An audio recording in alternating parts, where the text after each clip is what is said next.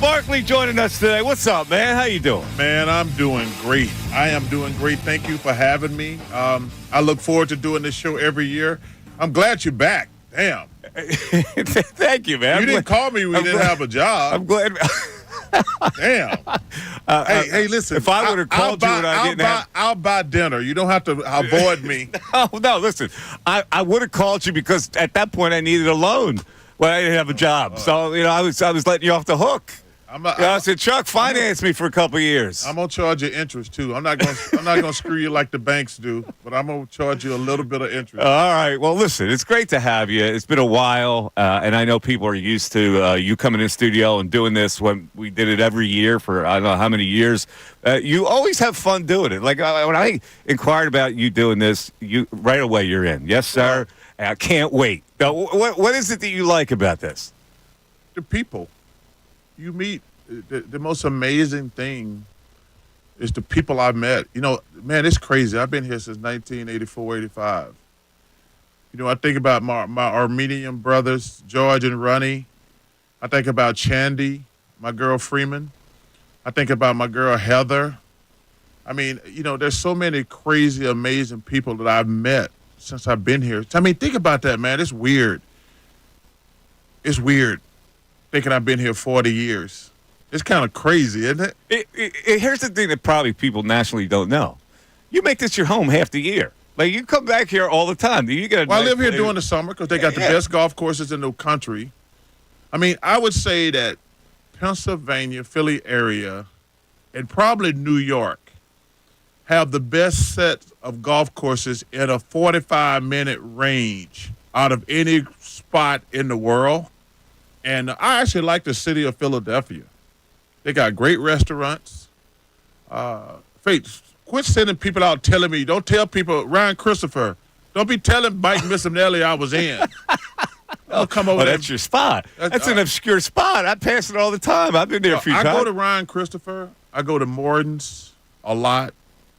I don't like going downtown, but... Too many people recognize you? No, too dangerous down there. My favorite spot in Philly is probably the Saloon. Oh, that's an old standard, classic I restaurant. love the Saloon. I used to go there like once a week back in the day during the summer, but I just don't like going downtown because last thing I want to do is shoot somebody coming out of downtown Philly. But here's the thing about Philly with you. You still feel this connection to it. There are a lot of athletes that relocate and they're not going to like you've been here for a long time and you make it a point to come back here. So you must enjoy the company of the people here. They're solid earth people. Oh, no, the people are great. They've always treated me great. They realized the Sixers were a crap organization and screwed up my career not drafting Brad Daugherty. I told them to go out and get me Shaq, and they got me Charles Shackelford. I'm like, are you kidding me? You can't trade, bro. You got to take Brad Daugherty with the #1 pick in the draft. That was the stupidest decision. Yeah, we're going to go over those years, man. Because they were great years, though. The fans always give me love. Yeah. Oh, I just found another place that I like, Localanda. Oh, yeah. Up on Pike. Uh-huh. Man, they jobbed me, though, Mike. I've been there a couple times. They had this amazing ossobuco, and then I went back, and it was a special. I went back just to get the ossobuco, and they jobbed me. It was a special. Oh, they didn't have it. Because when you get ossobuco, and it's made right, it's tender. It's so much melts amazing. right off. And I went there with my boy Eskin. Oh no! And man, wait! I call him Unwanted Kiss now. Hey, listen, man, leave my boy alone. All right. That's my guy. Yeah, all right, UK. But I'm telling you, I call him UK for sure. That ossobuco was amazing. Then I went back again, and they didn't even have it. What the hell would he know about good dinner? Oh, my girl Diane Calabrese, my sucker mom, the best lady ever. She hooked me up with the Italians when this lady. I can tell you the first thing she said to me when I got here. Who are you? Because I give her crap about that all the time because I went to Pacifico Ford to get a truck. Uh-huh. And she says, I walked to her office and she says, and who are you? I said, I'm Charles Barkley. She said, what do you do? I said, well, I'm trying to make the 76ers. And I was living at a hotel there, that little ugly, round, dumpy hotel down there. Is that thing still there? The one near the stadiums? Yeah. Yeah, it's still there. The Roundhouse Hotel? Yeah. Yeah, it's still there. So I stayed there, and she said, well, what do you do for dinner? I said, well, I go across to the diner every night. I order room service. She invited me to a blog party And that lady's been like a second mom to me for 40-some years. She's great. We're actually going to the casino tonight. It's amazing that the history. Because, it's football season. You're going I've been, to casino, man, right? Yeah. it's football season. We're going to talk some football. I want to get your spin on the Eagles because I know you've I've been there attention. twice already. I've been on week 0 and week 1. Oh, look at you. Come on, brother. I'm like a kid at a candy store. For the record, let's get where your career is right now, because you went through a period of time where you were talking about the TNT thing and you were going to retire and the whole bit. So you've now stayed with them. You just decided to stay with them. Yeah, and you have a 10-year contract. You're 3 years into it, right? Next year will be 3. Okay. So my original game plan was to retire at 60, which I call BS on from the jump. Never. Come on, man. Dude, I'm not working. I'm not going to. You're going to work till you're 75. Mike, I'm not going to drop dead on radio or TV. Well, you keep going. No, I'm not doing that. I'm very realistic about life and death. I'm closer. I'm on the back 9. We all are. No. Yeah, we're all on the back 9. Once you get past 60, you are. Now, I'm hoping I'm on hole 12, but I might be on 17 and 18. You never know. So my original game plan, you have to understand something. This is not my real job. This is my sucker job, okay? And next year will be 25 years. Uh-huh. I'm not sure you should do anything 25 years. I'm not. But you like it. I love my job. But I want to be able to travel the world and not get on a plane every week. So think about this. So my original game plan was to retire at 60, which I had always said that even when I was playing for the Sixers to my friends, I'm going to walk away from everything at 60. And then I said, TNT asked me to stay till we get the new deal done. And I said, hey, you know what? You guys been great to me. I'll stay 2 more years.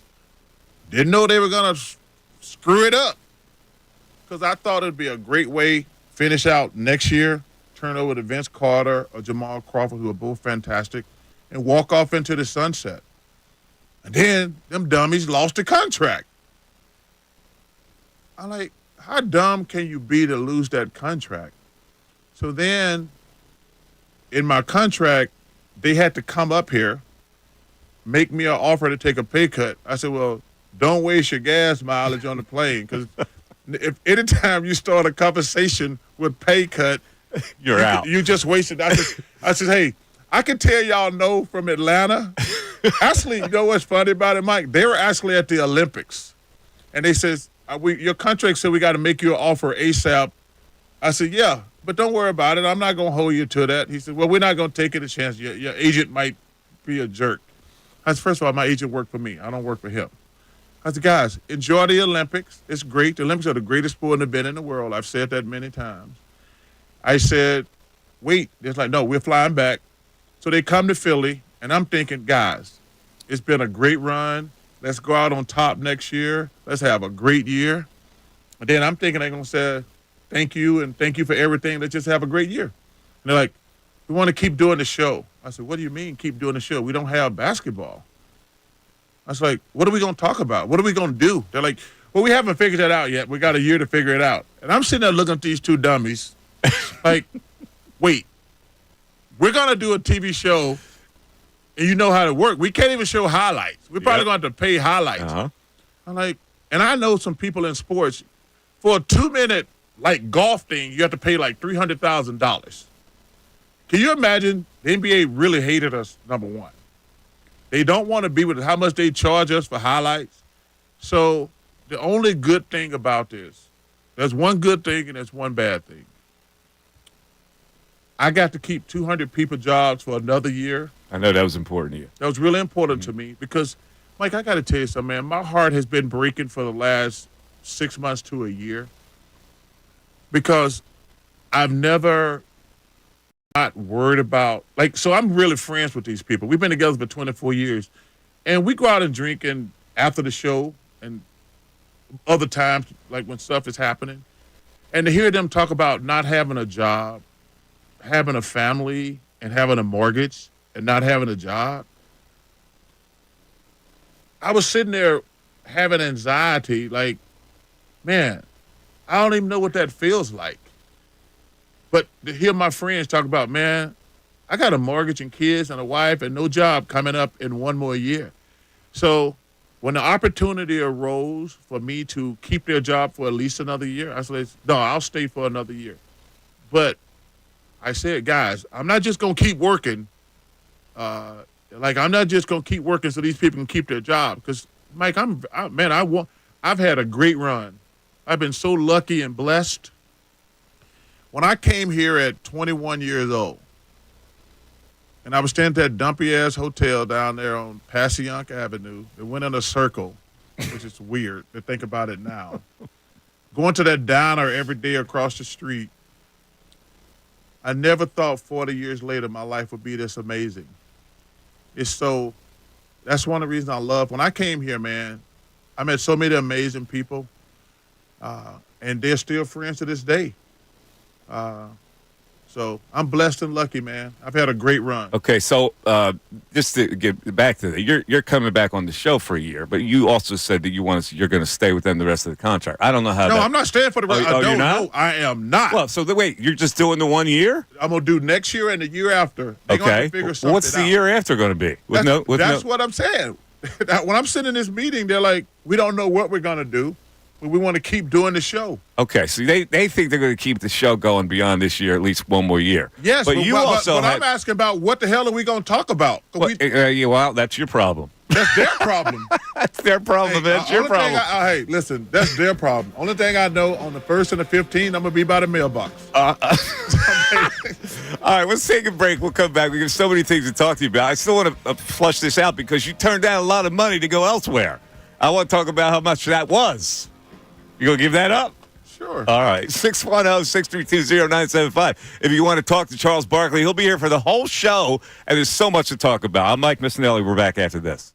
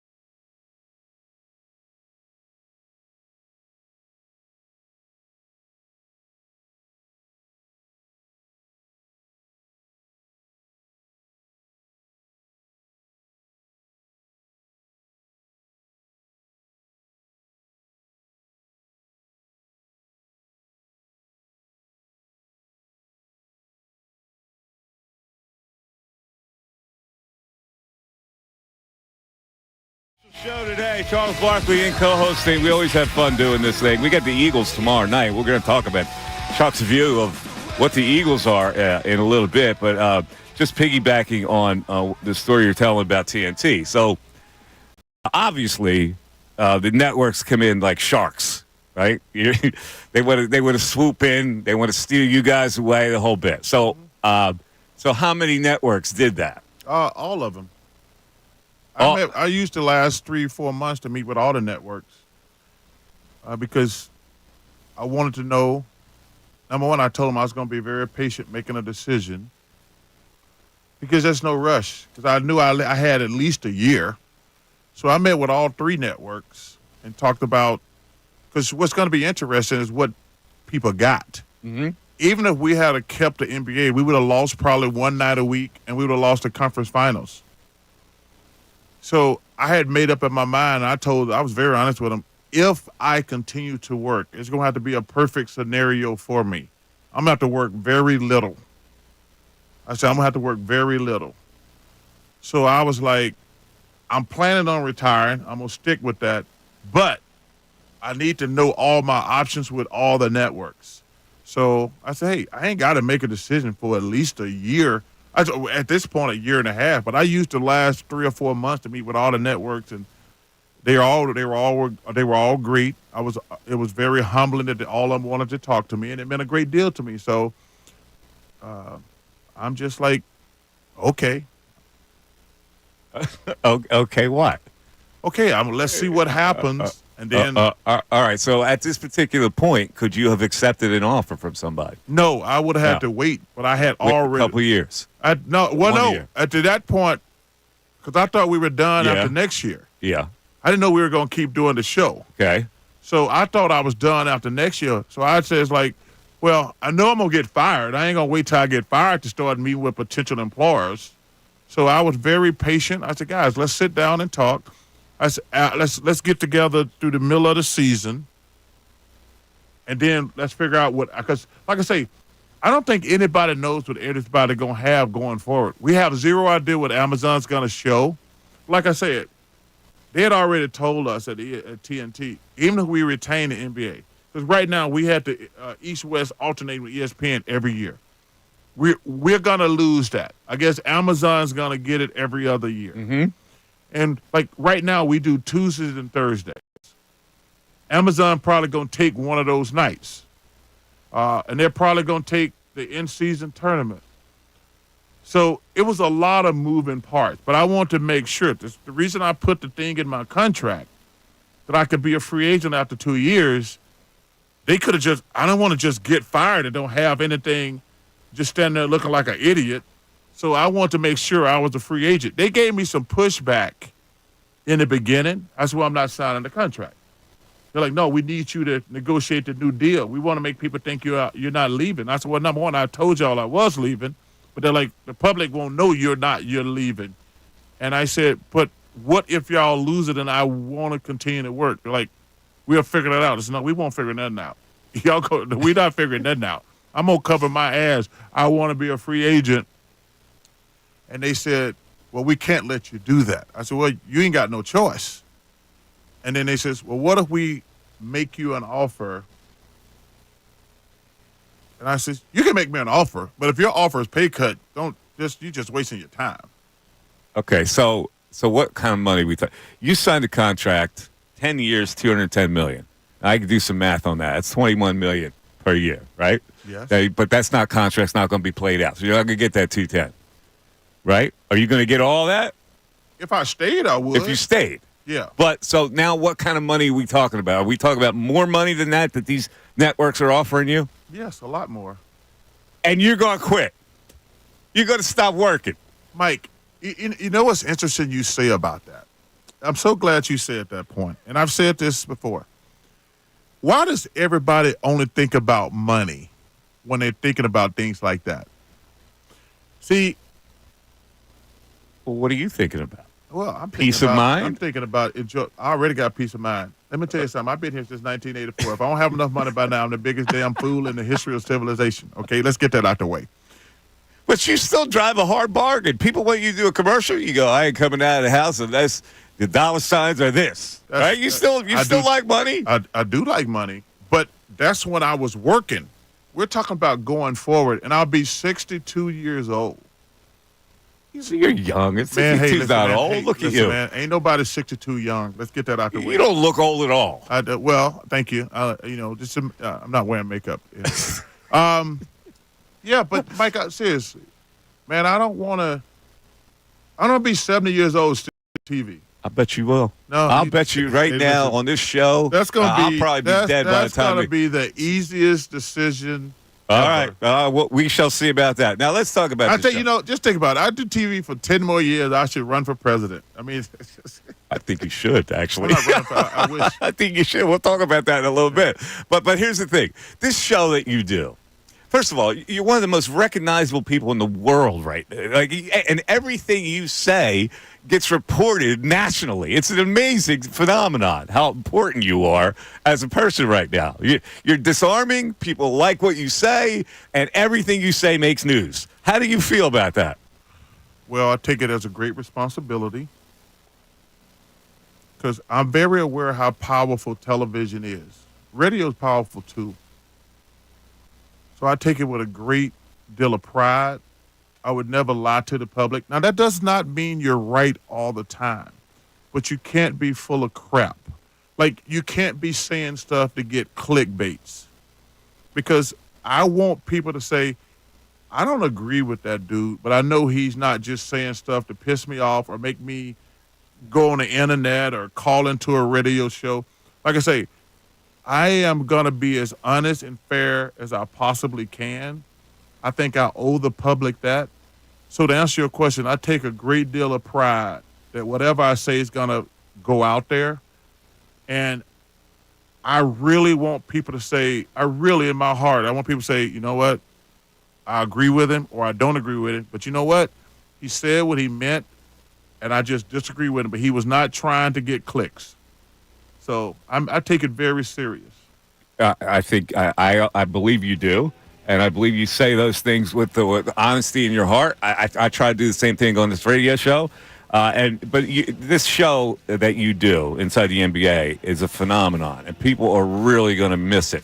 So on the other side of this, we're going to play some moments from the great moments of the show. Because did you pay for those highlights, Mike? I don't know. Did we steal these? You stole. We're giving nice amount of credit here inside the NBA. I think we got. I called up TNT. So Chuck said it's okay. They answer the phone now. We're working with a skeleton crew. We got they don't have an operator anymore. Hey, we working with a skeleton crew down there. Oh, we're back after this.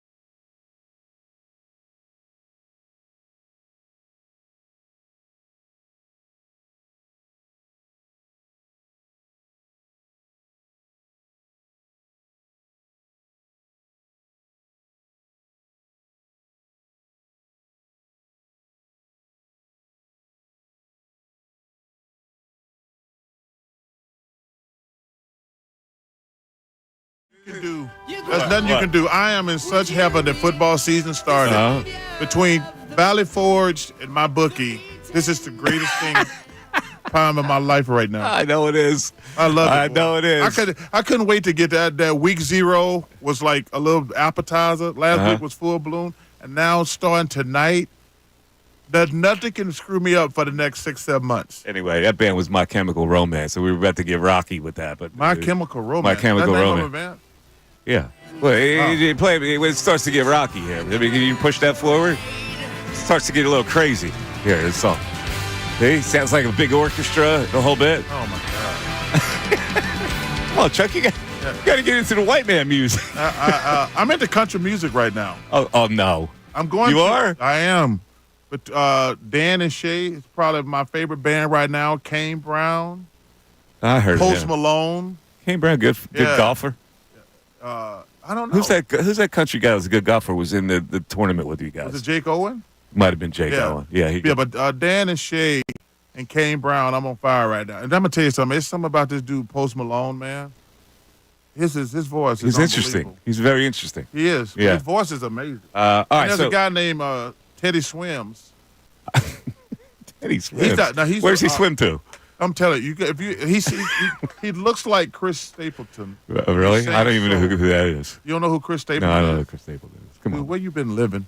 I saw Chris Stapleton in concert last summer, man. He was unbelievable. Yeah, I think But Teddy Swims is like hot right now. He sings R&B.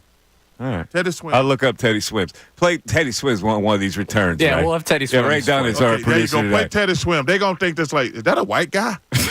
Are y'all serious? He sounds like Teddy Swims a black country man? No, he's an R&B white singer. Sounds black. Oh, really? Yeah.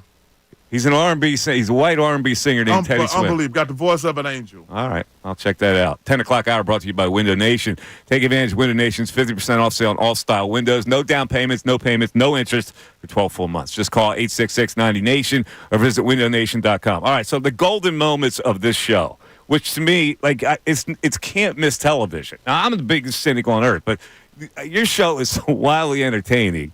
And see, when this breakup happens, if it fragments all of you, it's going to be a loss to the viewer. Thank you. Appreciate it. It totally is. The chemistry that you guys developed in a very strange way is addictive to watch. And so I don't know, what could possibly happen that would satisfy the audience when this TNT thing is over. Is it possible that there will be another show where you guys can create the same thing, but you won't because it won't be Ernie? No, so Ernie would never leave Turner. Right. That was the biggest issue when I was talking to the other network. They're like, we want to bring your whole show over. First of all, Ernie's almost 70 years old. And me and Ernie, I shouldn't say this, but he won't be mad. We were probably going to leave together because his game plan and my game plan, and I've never talked about this publicly before, so I hope he's not mad. We were going to leave together because Ernie's like, do not leave until I leave. And I said, well, I gave them my word I'd stay to the end of the deal. And I want to pass the baton, like I said, to Jamal Crawford or Vince Carter, who are both fabulous. And Ernie probably was going to leave with me. But when I was meeting with the different networks, they're like, we want to bring all y'all. I said, well, Ernie's not coming. That ship has sailed. So it was just so many moving parts, to be honest with you, Mike. It was so many moving parts. Like I say, even though I had all the moving parts, we had another year no matter what. The notion that I could sign, that I'm going to sign with NBC right now, I can't even do it. Or Amazon or ESPN. Mm-hmm. So, because we had another year. So it was just a bunch of backroom conversations going on. You know how when in sports, when they tamper with players, they talk about agent behind closed doors. Oh yeah, that was the only thing that was really happening. I get it. But here's the thing: even if they grab you three to replicate a show, yeah. But the problem you're gonna have with that is it's gonna be a bidding war for all. If that came to fruition, there was gonna be a bidding war between all the networks, and we were all independent contractors. So you would fragment. Somebody go here, somebody go there. I can't sit here and tell you NBC and Amazon. So it's bleak that this would happen, is what you're saying. Yes. It's not going to happen That's with gotta you be a three word. together. What's worse than bleak? It's not going to happen. It's not going to happen. Never happen. Because because the bidding war between these Goliaths would be like we all got to make the best deal for ourselves. Yeah. If that were to happen. And there's no way they could collectively get all of you under the same price. Yeah. Okay. I got it. It's a shame. So let's live some moments here. This is one of your great moments ever, which you still pay rent on, and it's the churros discussion. All right, so let's the TNT inside the NBA where they spin off and start talking about churros in San Antonio. First of all, I've never said they didn't have good-looking women in San Antonio. Yes, you did. No, he didn't. No, he didn't. No, he didn't. I've never said they got. First of all, You never did. You're right. You're right, Chuck. they are great-looking women. How long did it take her to find those 5 women there? you know, they invented the toothbrush down there. I didn't ask you that. I asked you how long you think it took Jamie to find those 5 women to be on that interview. No, they all no man. It's a great city. I hope some people have. Don't be backpedaling. Backtrack. Wait, don't be backtrack. Wait, listen. I'm telling you the truth. I think it's a great city. I think they got the best organization in the NBA, but they do have some big old women down there. I mean, come on now. See what you do to him every time you go down. I'm telling you, man. They be whooping them churros. None of those. Hey, but none of those 5 ladies were big at the interview. No, I'm telling you, that's why it took her all day. Come on. Can I see? It took her all day. It took me a wrong way to get it there. It took her all day to find 5 skinny women down there. Do me one more favor. Just let me see the churro eating again one time. like my man, like Joey, you know how my man be eating hot dog, Joey Chestnut? That's why them big old women be eating those churros. Double fist. Oh, they be double fist no churros, man. Dude, see, you can't deprive viewers of that kind of gold. You just can't replicate it. You know, it's so funny how I'm hoping people laugh. You know, it's so interesting that in the society we live in today, we got so many jackasses out there, like everything's offends somebody. I'm like, yo, man, I'm on TV from 7 to 2 in the morning. I want people to laugh. Like, nobody want to watch basketball from 7 to 2 in the morning. I want people to watch basketball, but I want to make sure they have fun. You know, people says, well, why do you think y'all show is so great? I says, well, first of all, we hope the games are great. But sometimes we have really bad games. And if we want people to watch, like I say, we're on from 7 o'clock at night to 2 in the morning. Nobody want to watch I watch basketball more than anybody in the world. I don't want to watch basketball for 5 hours. That's the stupidest thing ever. But if people gonna when I'm watching sports, like I love John McEnroe, I love Johnny Miller. I think Tom Brady gonna be exceptional, not even good, exceptional. But I want to announce, like Gary McCord used to have me dying laughing when he did golf tournaments. Like I want people to enjoy watching the game, and this is what I tell when I get ready to go on the air, I tell the guys just one thing for every show. Guys, it's just basketball. We ain't saving the world. I tell that speech all the time. You tell it to Kenny because he saves the world. 5 seconds. Listen. Because I was at the upfronts with Dale Earnhardt Jr. and Wayne Gretzky when they were getting ready to do their thing. And the guy said, Chuck, can you get these guys some advice? I said, well, I said the same thing before every show. Now, I curse when I say it, so I can't curse. I said, guys, it's just freaking basketball. We're not saving the world.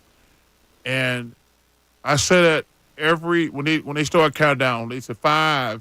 We started about 30. And they said 5. I said, guys, remember, it's just basketball. We're not saving the world.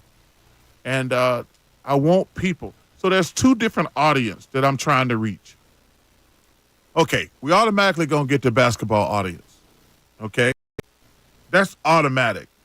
But to get the wives, the girlfriends, and the kids, if a guy got a daughter or a guy got a son, I want their son or their wife or their girlfriend to say, oh, this is hilarious and this is fun.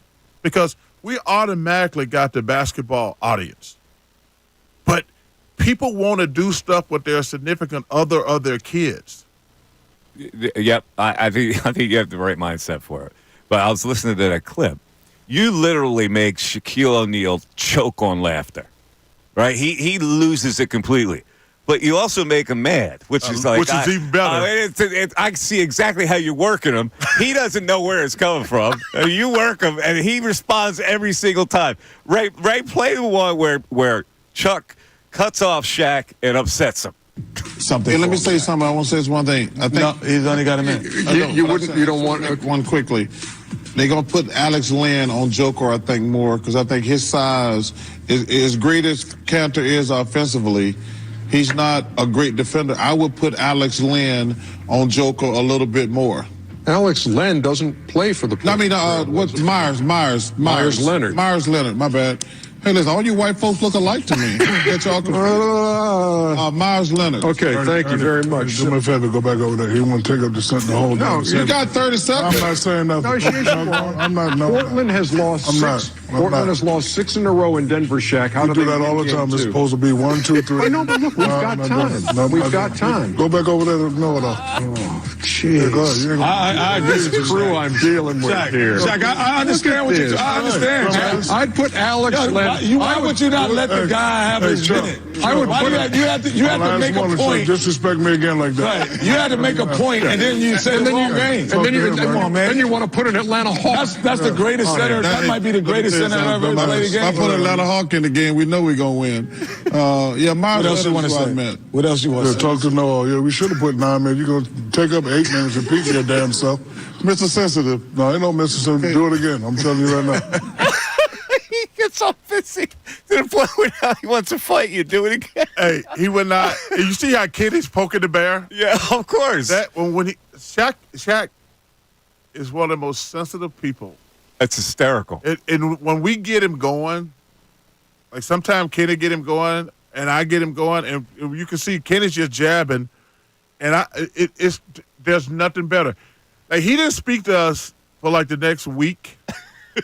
It was hilarious. Ernie's like, guys, apologize. We're like, nope. We're not apologizing. No. He says Kenny's like, no, Chuck, don't apologize. Chuck, you're a punk if you apologize. I said, dude, you know I'm not gonna apologize. When he puts me down, I take it. It's funny. It's hilarious. I said, no, I'm not apologizing. But he was so mad. Hey, championship, Yeah, I know. Yeah. He's one of those guys. He likes to give it, but he can't take it. Oh, he's so but it's so hysterical the way you it's guys. the best. And like I'll see Kenny will turn to you and go, hey, say this. Yeah, like he baits you too. No, I know, and I love it. Because he don't care. Because he can't throw the jab at Kenny about the championship. So Kenny says, Chuck, say this to piss him off. He says, Chuck, say this. Or he'll write something down and slide it over to me because he knows what. But we've been together so long, we know what to push the buttons on Shaq. I mean, it's hilarious, man. But he takes inventory of all that, right? He holds grudges, like he's a grudge holder. No. For what? Does he let it go? People, he gets mad in a moment. That time he kept it going for a couple days, but he get mad in a moment. But once we go to break, he's fine. He is. Yeah, because he always threatens to get physical. I know. With all you. Yeah, I know. And I wouldn't fight him. I'd shoot him, but I wouldn't fight him. All right, so let me ask you, who's the biggest commercial venture right now? Is it you or is it Shaq? Oh, it's Shaq. I only do 2 commercials a year. I have very strict rules because I don't want people to get sick of me, and I don't want them to think that I would do commercials just for money. When I sit down with my agent, I says, hey, we're only going to do, like right now I'm doing Subway. I think that's the only thing I got going right now. And I'll probably normally we shoot the commercials in December. We have to work around Sam Jackson's schedule to do the ones for March Madness. Capital One. Yeah. Yep. So Sam works about 300 days a year. So my agent will call me like, hey, I need you for 2 or 3 days in this weekend in December, and we're going to shoot all the Subway spots. But I try to limit myself to 2 commercials a year. That's important to me. I don't want to be on TV all the time because people get sick of you. That's why I've had such a great run with commercials. Companies like he's not doing a million commercials. He's only going to do our 2 commercials, and that's what I want to do. And Shaq does like 200. Shaq does anything. He does, and he just somebody sent me something got gummies out now. Oh, he's got really I pot gummies. don't know if they pot or not. CBD or I don't know that, but somebody sent me. He got XL gummies out now. I don't know if they pot. They probably got some That's probably CBD thing. Hey, listen, man. I told you. He just opened a restaurant in North Texas. Does he ever ask you to go in with him? Some big chicken, another big chicken in Texas. Another big chicken. He got one in Vegas. I know. He like, it's so funny. We're on the air one night, and he's like, Chuck, Ernie, Kenny, I got something for y'all. And he tells like, I got a sandwich named after y'all at my restaurant, Big Chicken. Like, don't you know you're supposed to ask her?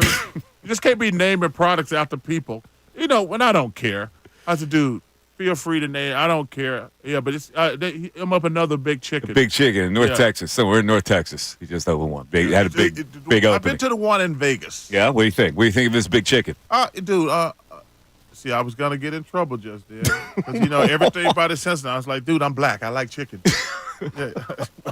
It's okay to admit that. Hey, listen. You brought up Joey Chestnut in that clip we played. Yeah. He just did that Netflix special where he beat Kobayashi. He ate 86 hot dogs. It's a new record. Number one, I met him one time, but I don't understand that because the reason I don't eat cheesesteaks, my first day in Philadelphia, you know I'm a clean fanatic. Yeah. Everything has to be immaculate in my cleanliness. I love to clean, but the one thing that drives me crazy is wet bread. So my first day in Philadelphia, Marty Mack, who worked for the Sixers, took me to a cheesesteak place. And I got through half of it before my bread got wet. And that was it. Wait, hold on a second. The bread's supposed to get wet. No, from it's the not. Juices of the meat. No. A wet sandwich is the worst. It's disgusting. No, a wet sandwich is disgusting. Yeah, a wet sandwich is disgusting. Like a roast pork sandwich you don't like either? I do not. That's weird, man. No, man, I can't eat. That enhances the sandwich. The wet gravy, bread, the gravy of the enhances the sandwich. Wet bread is disgusting. So what do you eat? Just dry bread with like boring sandwiches? Well, I eat when I go to Subway. I always eat the Italian sandwich. I love Italian sandwiches.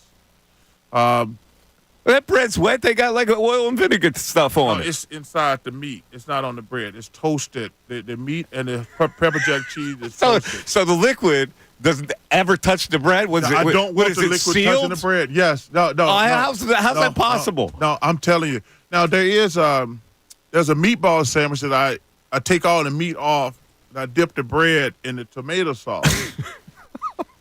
Wait. I can't eat wet bread. So the meatball sandwich would make the bread wet, so you don't need a meatball sandwich. Bread, brother. I can't eat wet bread. What does this go back to, like Leeds, Alabama, or something? Like, when did this start? We couldn't afford sandwiches back then, brother. We didn't have cheesesteaks in Leeds, Alabama.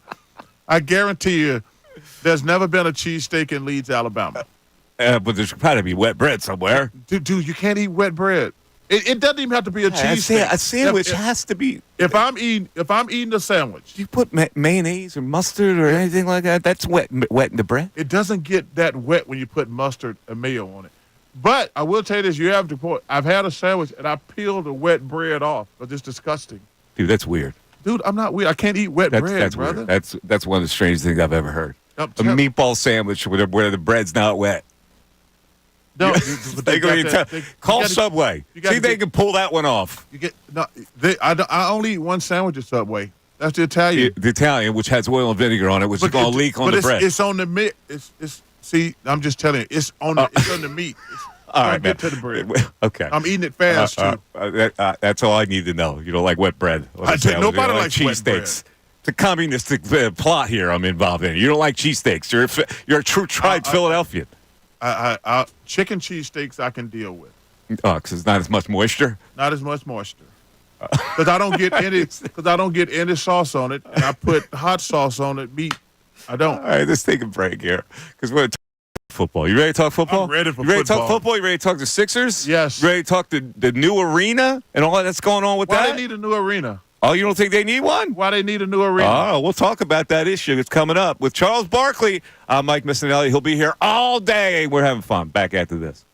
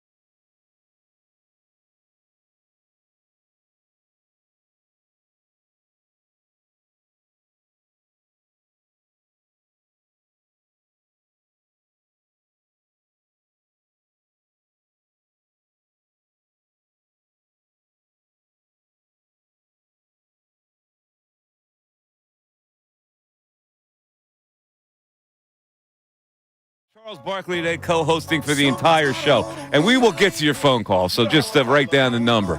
610-632-0975. I am in heaven now because all these brats are going back to school, the young kids, the college kids. I got the whole golf course to myself right now, and I'm in damn studio with you.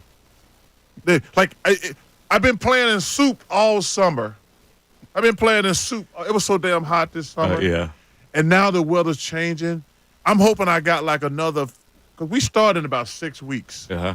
I'm hoping I got another month here just playing golf and the weather's perfect. It will be. I think we had our summer in June. But I'm telling you though, now is the perfect time. Like today, today, I got back from Alabama yesterday, and today, and I'm like, man, this is perfect weather to play golf. You said brat. You know what? It is a brat summer. You are aware it's a brat summer? That's what I hear. And she's in town tonight. Charlie XCX is in town tonight. She created that whole brat movement. Yeah, I don't even know what that means. It means that you're a brat. It's like you don't have any cares in the world, and you're just living life without.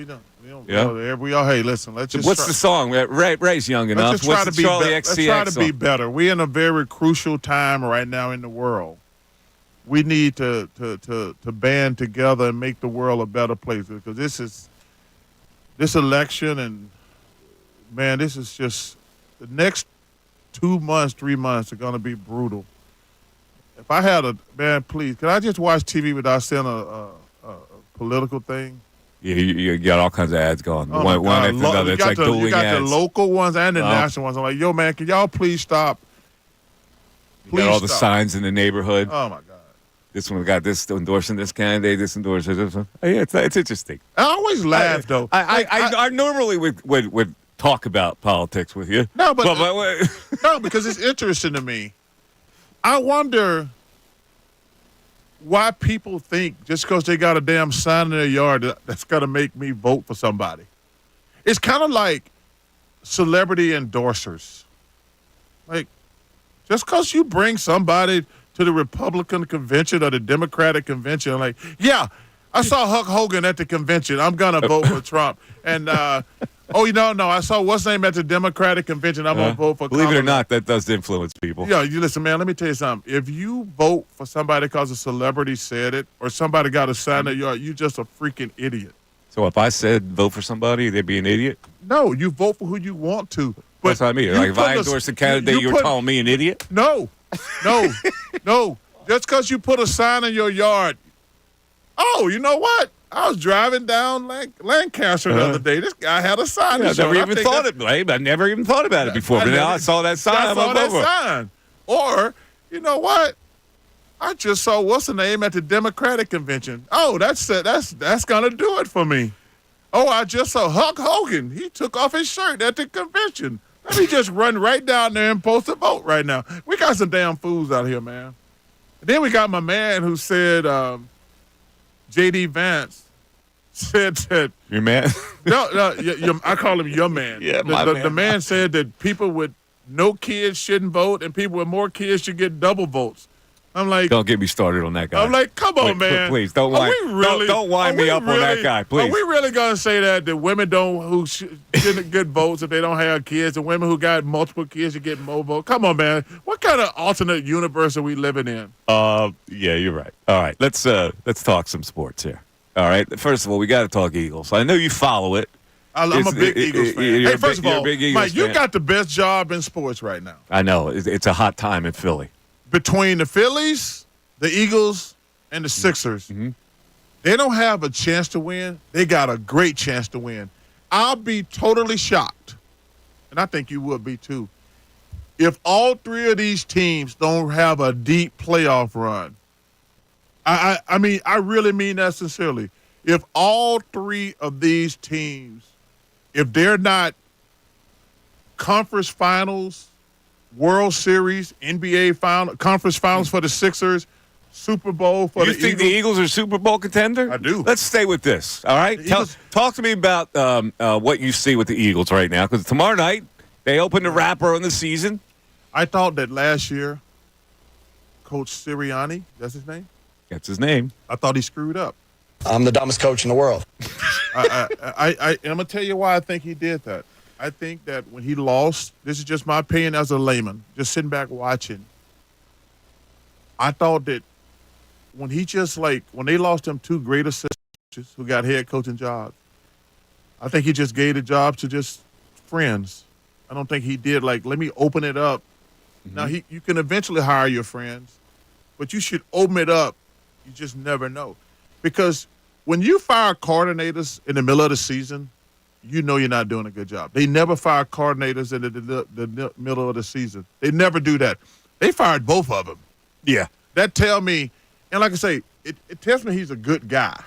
But not maybe a good coach? No. He's a good guy. He's a good guy? You know what I mean by that is, he's like, you know what? These other dudes are my assistants. Let me just give them the job. That tells me he's a good guy. Oh, he's a good guy. But that's not the right move. It wasn't the right move. Okay. So, and I think that he corrected the problem. Or they corrected the problem. The higher-ups above them corrected the problem. Well, they brought in two really well-known, successful coordinators. They did, and I think he was ordered to do that. Well, listen, he had his chance, and he screwed up. All right, let me ask you this. You can't just hire your damn friends for a job. This is a harsh business, right? Yeah, but you don't hire your friends. No, I agree. Let me tell you something. Let me make this one point. I actually think that's one of the reasons a lot of NBA coaches screw up. They hire the friends as assistants? Because they're afraid somebody going to take their job, and they hire some guy who's a friend of theirs. It's been going on for a long time. You have to have – one of the things about Nick Saban, why he's the greatest college football coach ever, all them coaches he hired were head coaches, Sarkisian, Lane Kiffin, Bill O'Brien. You cannot be afraid to hire great assistant coaches. You can't worry about guys taking your job. You have to delegate authority. Especially NFL is probably the hardest because as a head coach, you can't. That's very few coaches call plays on offense and defense, but you got to hire a good assistant coach. And Nick, I don't know Nick Sirianni. I like him as a coach from what I've seen the year before going forward. But I thought last year when he just hired two randoms, I think that's what. So let me get it. But shout out to the great Jason Kelsey and Fletcher Cox. I want to thank both of those guys. I got to play golf with Jason Kelsey. Man, so I've been a big fan of his because everybody loves Jason Kelsey.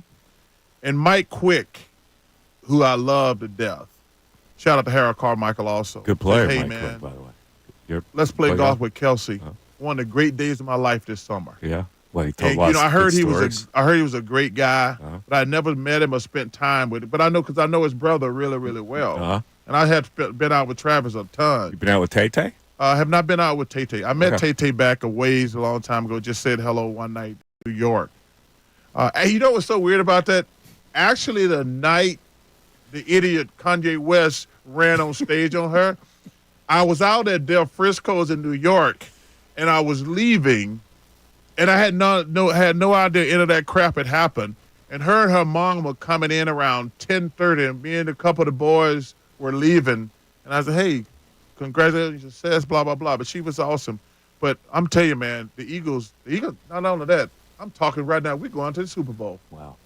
All right, so let me add, because I don't know about Sirianni either. I don't think he should have kept his job. When you lose 7 of your last 8 and you panic to the point where you change defensive coordinators in the middle of a year, that means you have no control.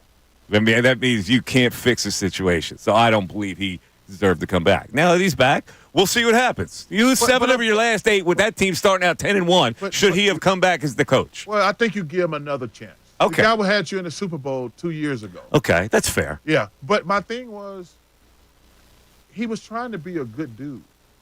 He's like, let me hire my friends. I lost 2 because we got one guy in Arizona and one guy in Indianapolis. Shane Steichen and Jonathan Gannon. And he's like, you know what? Let me hire from within. These guys been here. But I think sometimes, like I say, you can't do that. Now, you can do that, but you give other guys an opportunity and says, hey, because when you fire coordinators in the middle of the season, that don't happen. That does not happen. It's a panic move. It's a panic move. It is. So if you make a panic move, why should you continue to have your job? Because he had him in the Super Bowl 2 years ago. All right. Okay. And they were 10 and 1. Right. They were I 10 and got to 1. let Charles hear this. This is all right. So the Eagles play tomorrow night. Right? It's Friday night. It's a scary game. It is a scary game. They're playing in Brazil Friday. I'm not going to bet the game. Okay. I'm not. It's a tough scary game to read. And I'm not going to bet. I don't think I'm going to bet the game tonight either. Really? You're not gonna, you got an itchy finger. You got to bet something. Listen. What, you gonna bet soccer? No. I can wait till Saturday. All right. Okay. But both of these games are scary.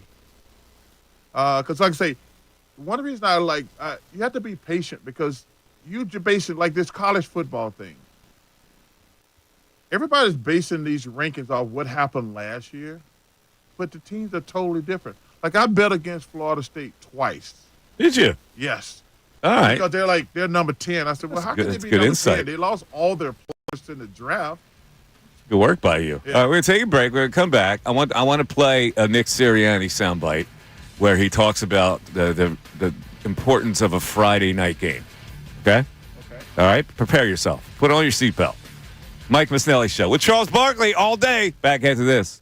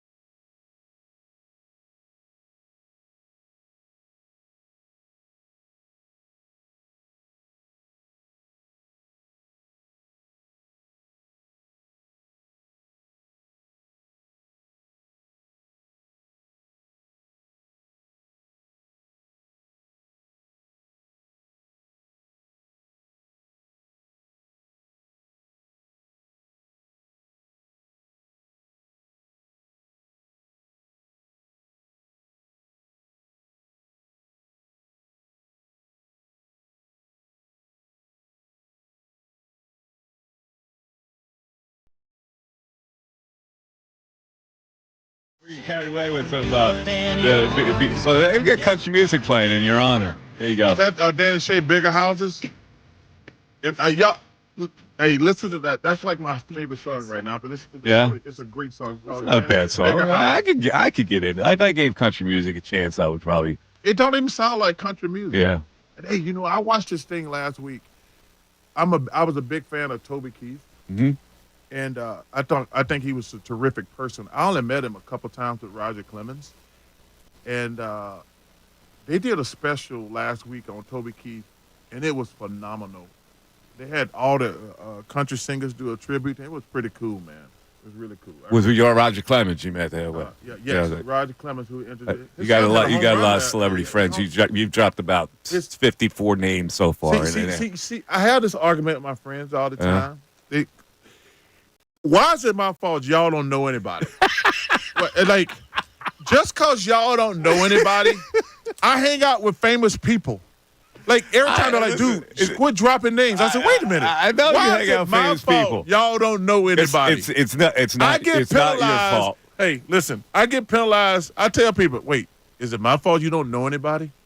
I'm not name dropping. I was hanging out with Roger Clemens. Just me and Roger were hanging out. And we just happened to meet a country singer. I know him and Toby were great friends. He was a great loss for that community. But that special they did on him the other night was pretty cool. I hang out with Cody Clemens, not Roger. Yeah. I don't think I met Cody. I met the other son because I played with Roger in Tahoe one day. It was so funny playing in Tahoe. I had the best year ever in Tahoe. Mm-hmm.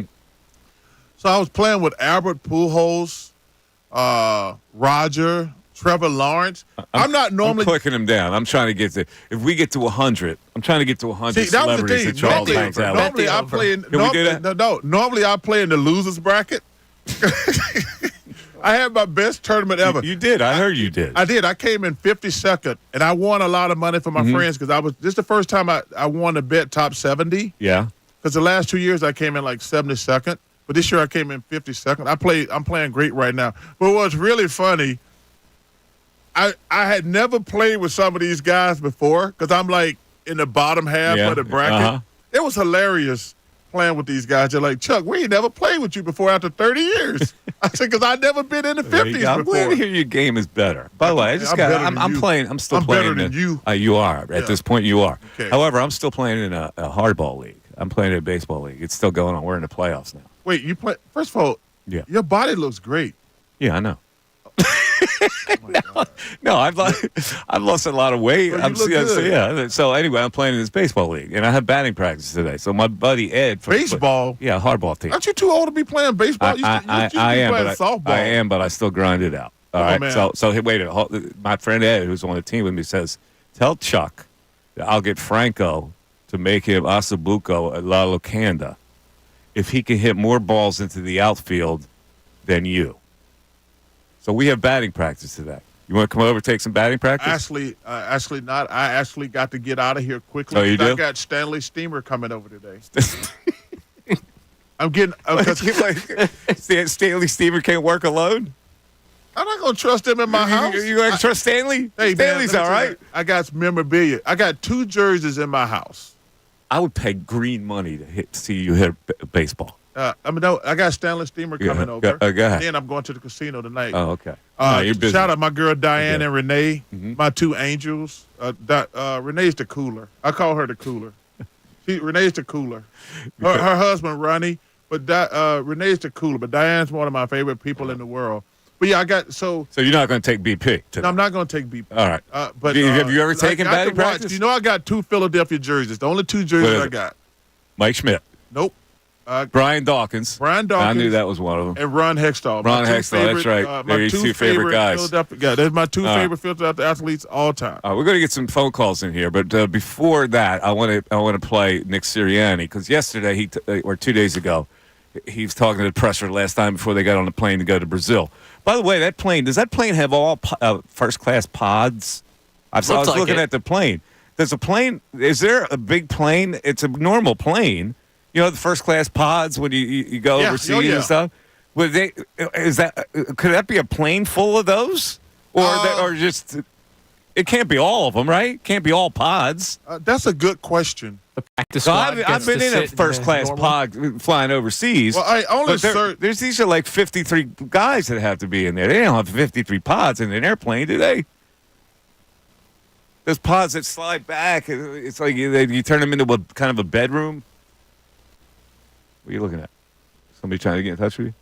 Stanley Steamer said they're going to show up sooner than later. They told me between 2:30 and 6. Looks like you're going to miss Stanley, so come over and take BP. You're going to have to get Stanley to steam for another day. That's just All right, listen, I got to let you hear this. I got to let you hear Nick Sirianni talking before they got on the plane about the Eagles and how excited. The question was about Saquon Barkley. Somehow he went into this kind of explanation. Go ahead. Up here. We're in the team meeting today, and the words that came out of my mouth, hey, and we got to be ready Friday night. And like, wow, what an unbelievable to say, hey, we got a game Friday night. Like, that gives me goosebumps to think about that. Like, Friday night football is what we all first. Those were my favorite players growing up. Because my dad was a coach, were the high school football players that played on Friday night. Was John Briggs, was my brother Jay Sirianni, right? Mike Sirianni, Pete Conley. Those were my favorite players growing up. Friday night football, I was able to say that to these guys, and it's like the excitement should be so high on every level, not just for Saquon, just for all of us. Like, this is why we fell in love with this game. Come on, man. Man, listen, Come on, man. Stop Mike, it. stop it. He's excited for the season to start. I will tell you this as a player. Every year, reality's starting to set in now. Not yet. Probably like a month. The joy and excitement you have going into every season is the greatest thing ever. All teams feel the same way. Then the season starts, and then you realize your team sucks or it's going to be great. But there's no better feeling right now as a jock, because we've all been great in high school, college. Now we're in the pros. So your ego's saying, we got a good team. In the NBA, until you at Christmas and you're 17 and 32, you're like, ooh, this escalated quickly. But I understand. You think that was a little high schoolish? Listen, man, stop it. This is an NFL head coach, I'm Charles. rooting for the This is an NFL head coach. Hey, I'm rooting for the Eagles. I told you, we're going to the Super Bowl this year. This isn't Hill School playing Germantown Academy. No, we're going to the Super Bowl, brother. All right. My Eagles going to the Super Bowl. We're going to take some phone calls. A lot of people on hold want to talk to Chuck. Charles Barkley with us. We're back after this. Stanley Steamer.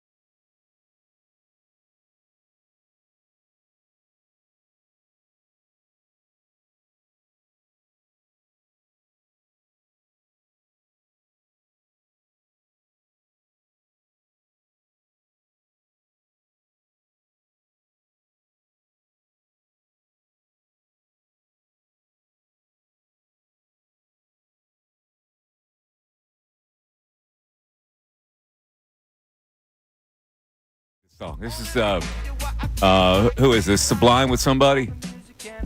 Stick figure. So Sublime with Stick Figure. It's Charles Barkley here in studio, and we're going to get to the calls in a second. But I want to play one of the golden moments from inside the NBA, which is a show that we're addicted to. The Rockets and Clippers had a locker room police call, and here's here's how it sounded on Inside the NBA. They got wait. They got a police presence? Are you kidding me? Wait, come on, man. Numerous social media reports that LAPD was called. LAPD was called. See, these two, man. Come on, man. Nobody laughing at them. Come on, man. Because they would. The issue is y'all gotta stop it, man. They would relish. Come on, for a guy to come in the locker room after them. Hey, Chuck. Hey, Chuck. I don't know. Police. I don't know why. Hello, police. Chris Paul trying to beat me up. This is Blake Griffin. Chris Paul trying to get in the locker room. Get down here and save me. Wait. Yeah. Oh, dude. Come on, man. You can't deprive us. You can't make this stuff up. Oh, you can't. I've been in the NBA for 40 years. That was the first time, at that time that was the West Coast game. So it's probably like 1:15 in the morning, and we're being silly and stupid. But then when she says, I forget the reporter's name. I think her name was Rose. Rose. One day. Yes. Yeah. And she's like, the police were called. We're like, what? There's a police presence. I'm like, are you serious? And then they're like, Chris Paul's trying to beat up Blake Griffin. I'm like, are you serious? Chris Paul's like 5'10", Blake's like 6'9". And a kid has said, he says, I would relish a dude coming into the locker room and try to fight me. I said that Shaq the same way. Please let them in the locker room, because I'm gonna beat the hell out of them right there on the spot. But the beauty of that whole sequence come on, man. is you guys think about that. You guys are just off. Come on, man. You can't even make that with up. Laughter, and so if I'm watching it, I'm laughing twice as hard as you guys because your laughter is you never cracking heard everybody of a up. sporting scenario in the locker room. The police were called to break up a fight between teams. Come on, man. That was so ridiculous. Yeah. Manhandled, man. Things. Come on, man. Stop. All right, let's get to the fun. A lot of people want to talk to Chuck. Dave and Ben Sale's been hanging for a long time. Dave, sorry about that. We finally got to you. Oh, no problem, Mike. Hey, Charles, welcome back to Philadelphia. I love you, my man. I'm so glad you're back and you're with Mikey Miss today. Great radio. So Thank you, brother. I just want to thank you, Charles. I've been a Sixers fan since 1971, and I want to thank you for all the great memories you gave me being part of the 76ers organization. One of the greatest players ever, and I love you so much. Well, listen, man. Philadelphia means a lot to me. When I got here, and 21-year-old kid, thank God for Moses Malone, who told me I was fat and lazy, who changed the entire trajectory of my career. Dr. J. Without a doubt, Charles, and you've mentioned that many times. And Charles, I'm going to put you on the spot a little bit. With the acquisitions that Daryl Morey made on this roster, do you think Joel Embiid is going to win a championship in Philadelphia? I think this is the best team the Sixers had in the last since forever. Forever. Since this is the best team they've ever had. In probably the last 20-some years. Okay.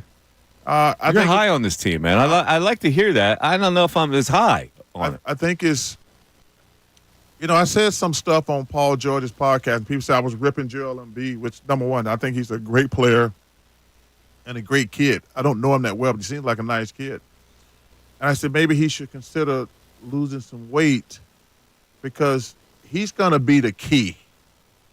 If he can stay healthy and play at an MVP level, and I think, like I say, he can tell me to kiss his ass or whatever, but I think he needs to slim down so he can stay healthy because Paul George, Maxey, Gordon, Caleb Martin, none of that stuff matter if he can't play, if he can't stay healthy.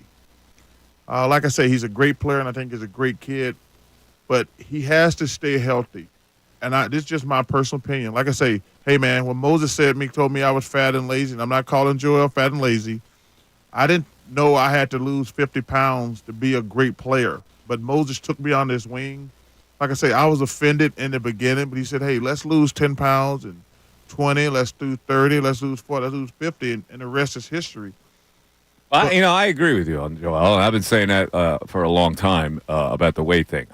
I don't know if his body can't take the weight loss. I would like to see his body look a little more like Giannis, but not Giannis because that's a whole different category. Like I say, but something I'm not more even saying sleek. I'm not saying he's fat. I'm saying when you get older, and he has a history of injuries, I think if he played at a lighter weight, it would really help him.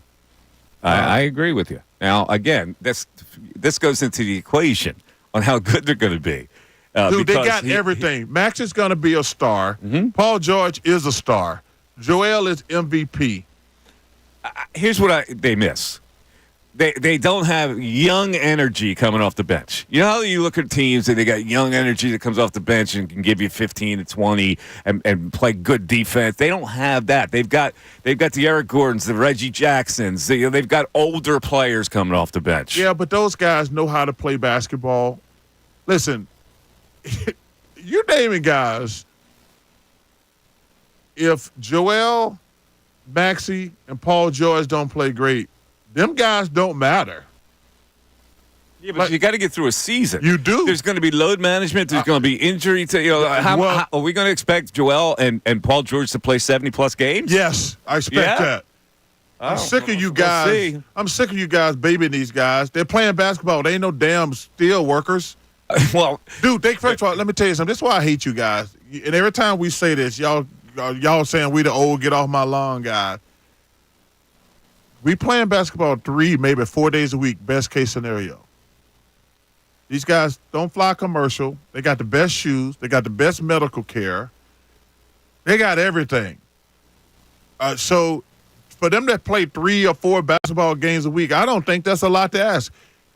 They should just tell the truth why they load manage. They just trying to extend their career to make an extra $40, $50 million. Dude, you can play.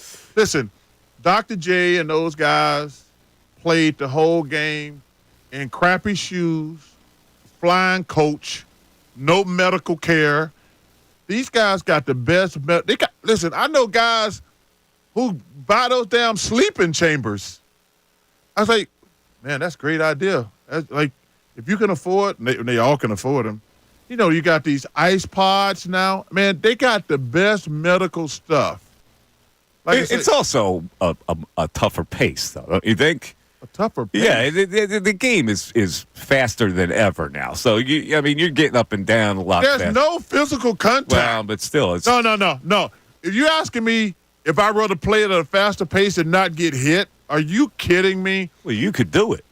But anybody can do it. The game is so easy to play now. There's no physical contact whatsoever. It's kind of like playing in the NFL as a wide receiver. To play wide receiver in the NFL today is like going to church, or same thing with going like playing quarterback. And like I say, every time us old guys say something, oh, these guys are just old. Well, it is harder to defend when you have all these great. It is. It's harder to defend. They're just jacking up threes. All these great athletes. They're just jacking up threes. They're not. First of all, they're not running and gunning. They're running to the dribble drive line. League. Oh my dribble God. Drive. Listen, pick and roll league. Man, stop it, Mike. Stop. You can't. Listen. I'm just saying. I'm adding another side of the argument. Listen, you can say the physicality makes up for all this just running out there shooting jumpers. All right, let's get Damon in West Philly in here. What's up, Damon? Hey, what's up, Mike? Charles, good morning to y'all. Good morning, Charles. It's a pleasure good morning. It's a pleasure to talk to you. I got an Eagles point, but real quick, Charles, I got to say this. June 17th, I believe that was the date, 1986, was the worst day in Sixers history, the day they traded the first pick for Doherty. And I said, and people forget, in your rookie year, the Sixers played the Celtics in the Eastern Conference Finals. And when they made the deal, that took away your champion. I said, Charles would have had a ring before Mike. And the salt in the wound, Charles, you remember this.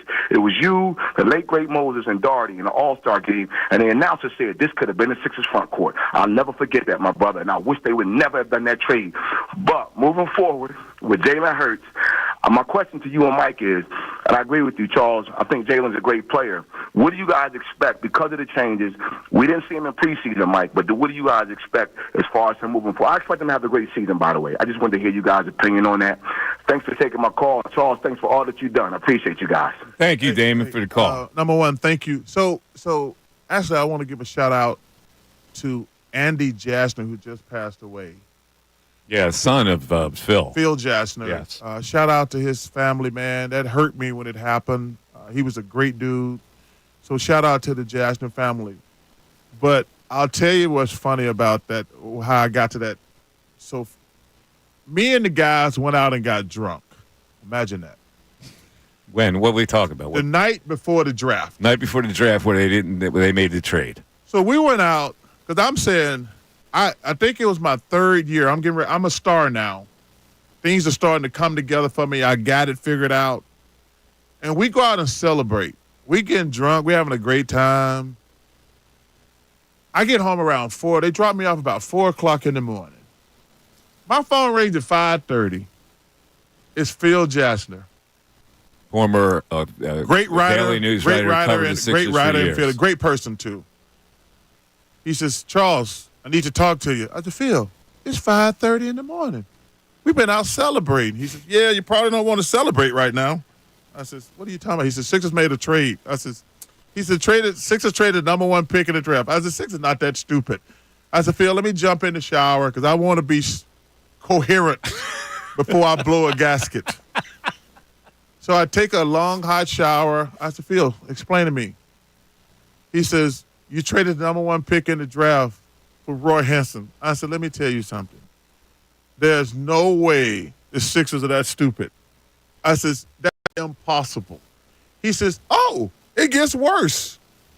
I says, what's worse than trading the number 1 pick in the draft for a guy who's going to be an all-star for the next 10 years? He says, they traded Moses to the Bullets for Jeff Rulin and Cliff Robinson. I says, Jeff Rulin hadn't played in 2 years. And I says, no. And Moses like my dad. So I was like, no. And I just started crying. I said, yo, man, I'm not going to say anything right now until I talk to the Sixers. Because there's nothing I can say right now that they going to want to hear.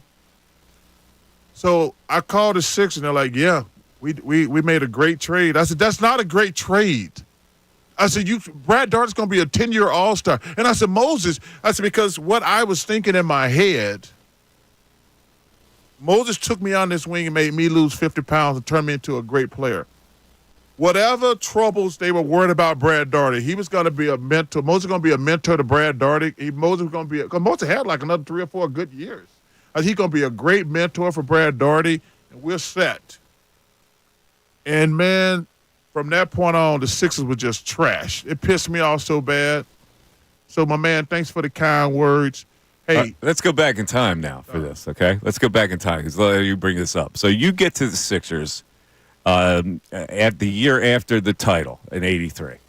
And you had a good year. No, the second year. Yeah, it's 84-85 season. No, because they lost. Remember, they lost to the Nets that next year. Oh, yeah, okay. Yeah, so I came 2 years after. 2 years after the title. Yes. The 84-85 season. You had a good year. You averaged 15. You guys finished second behind the Celtics. 58-24 record your first year. So, things are looking good. You beat the Bullets in the first round. You swept Milwaukee.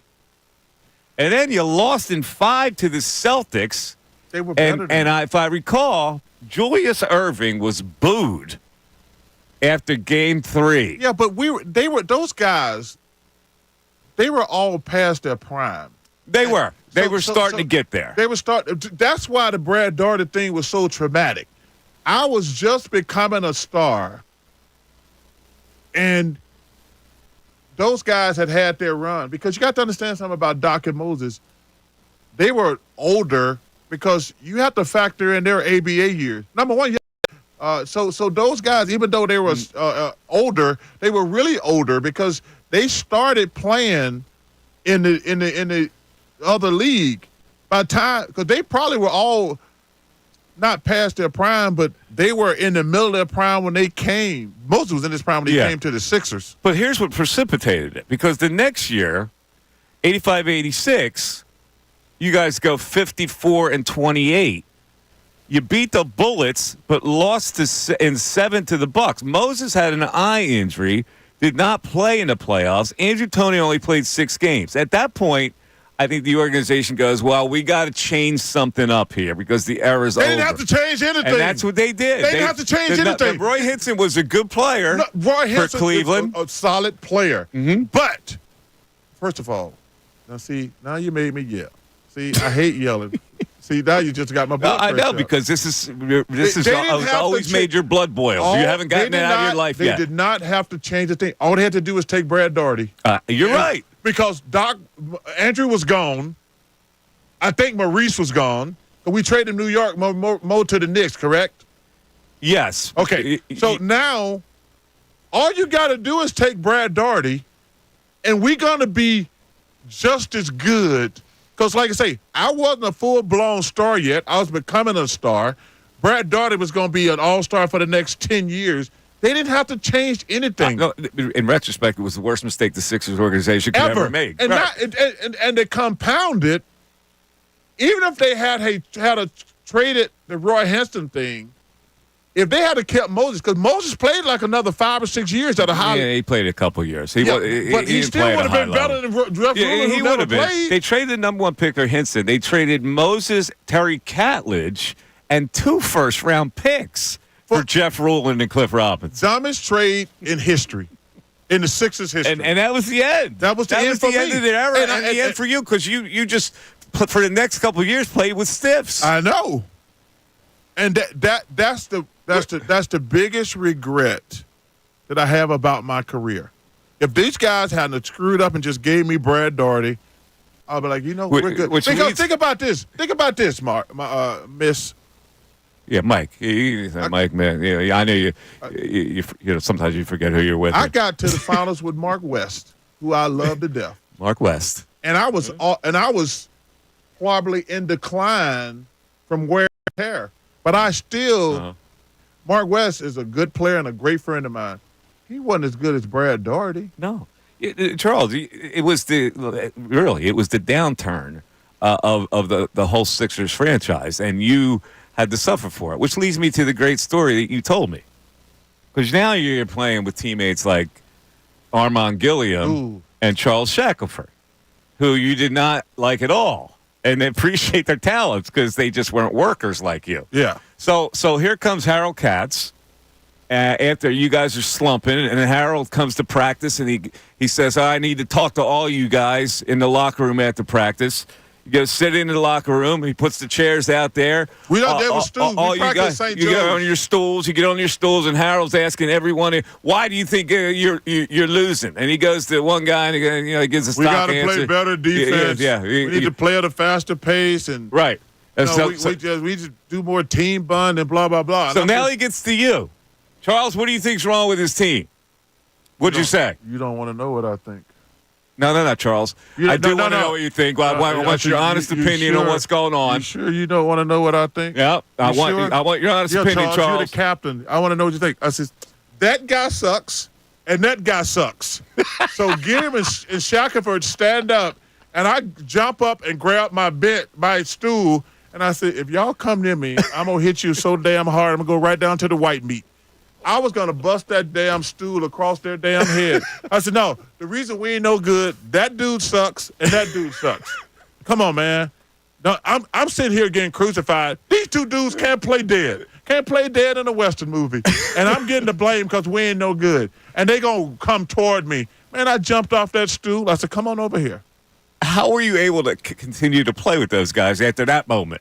Dude, you should not be asking. See, that's the one thing about being a star. You get all the credit, but you get all the blame. I'm sitting here saying, yo, man, I'm out here. I led the league in rebounding. I'm averaging 28 points a game. I'm busting my hump. I'm going out there giving everything I can every night. And they're like, Charles can't win. And I'm like, Charles can't win because of these two dudes. Let's take a break. Oh, man, such great stories. We're going to go over some elements where Charles has said like 5 things in the last week that made national news. We'll go over all of those. We'll also talk about this in their new arena. See what Chuck thinks about that. We're back after this.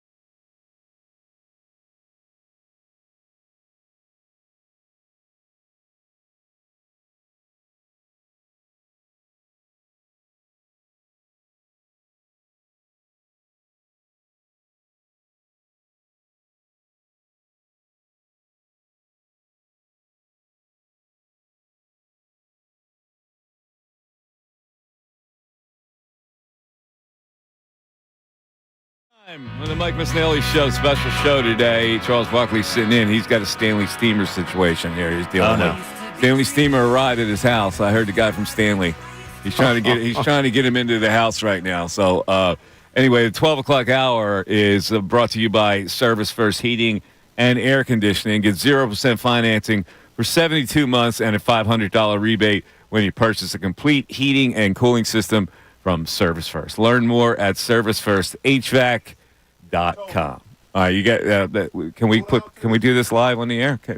I want to hear the Stanley Steamer guy. What's he do? Put him on the air. Hey, Bartoli. Bartoli. Hey, go down to the office and get the key to my condo. Bartoli, you're on the air. Bartoli, you're on the radio live. You 2 hours early, man, but I need you to clean my carpets and furniture. So go to the front office desk and get the key. It's about a half a block up on your left.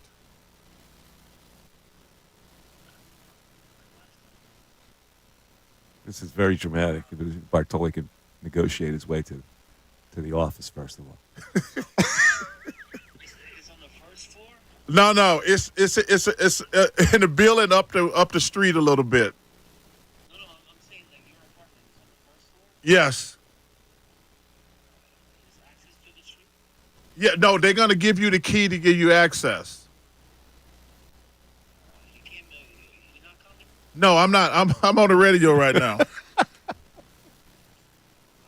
Cause you 2 hours early. You said you wasn't gonna be. You were coming between 2:30 and 6, and I'm doing something on the radio right now. No, the appointment was 12 to 6. Oh, they told me 2 to 6. Yeah, 12 to 6. All right, I'm gonna take care of you, brother. I don't know where's the office now. I have to find the office now. Yeah, find the office, please. All right, this is the big. Okay. All right, let's go.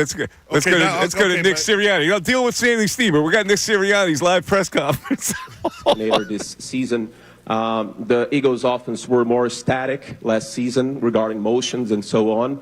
And thinking about Devonta Smith back in Alabama, using him in motions and jet sweeps and so on, could we expect by this season with Kellen Moore, calling the shots more like using Devonta in motions and so on?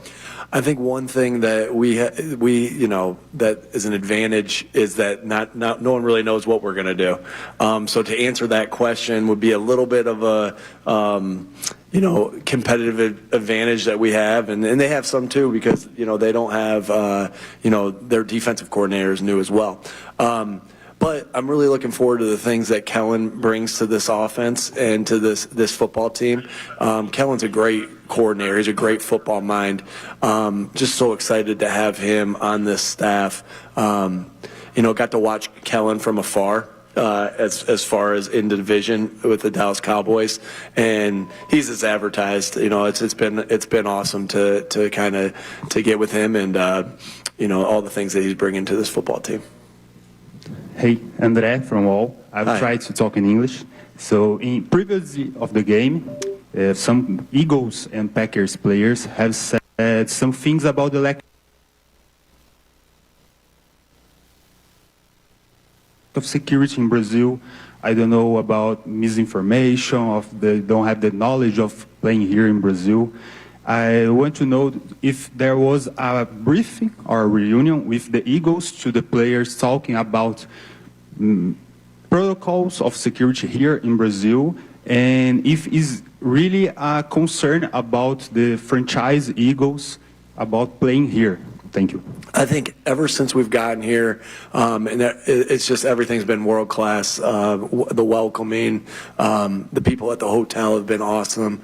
The locker rooms. We know how passionate this country is on their sports, and we're so excited to be here and playing in front of. We like to think that Philadelphia is the best sports town in America, and we know that Brazil is a great sports country, and we're just getting to know more and more. I think what we try to do is try to keep everything as the same as possible, whether we're playing. I think that's been the most to kind of clear that up, I guess, a little bit, is like, how do we how we go about our business when we play in Philadelphia should be the same way we go about our business here. And so I think it's more about there are unknowns as far as, there's unknowns with any city you go to. And so it's just really, we're here to do it, to do our job at our best of our abilities and play a football game and win a football game. And that's our only mission. That's our only goal. Excuse me, I got a little cough, so, but that's our only goal. And that's what we're here for, is to keep things as normal as possible. But like I said, everything since we've gotten here and has just been first class, and we're so appreciative to this country, and look forward to playing in front of the fans tomorrow. Coach, right here. Also, you have a difference of weather in Brazil compared to Philadelphia, considerably warmer, hotter in here, and even at night. And also here in Southeast, in São Paulo, we've had really dry weather the past couple of weeks. Is there concern about that as well? How are you preparing your team to perform in their best of their abilities, given the conditions? Yeah, good question. It gets hot in the Northeast of the United States in the summer. So we've been dealing with the heat that we've had now through training camp. We've had some good hot days, and so we believe we're ready for that. As far as just the dryness, again, we're doing everything that we possibly can do to adapt our bodies in the short time that we're here.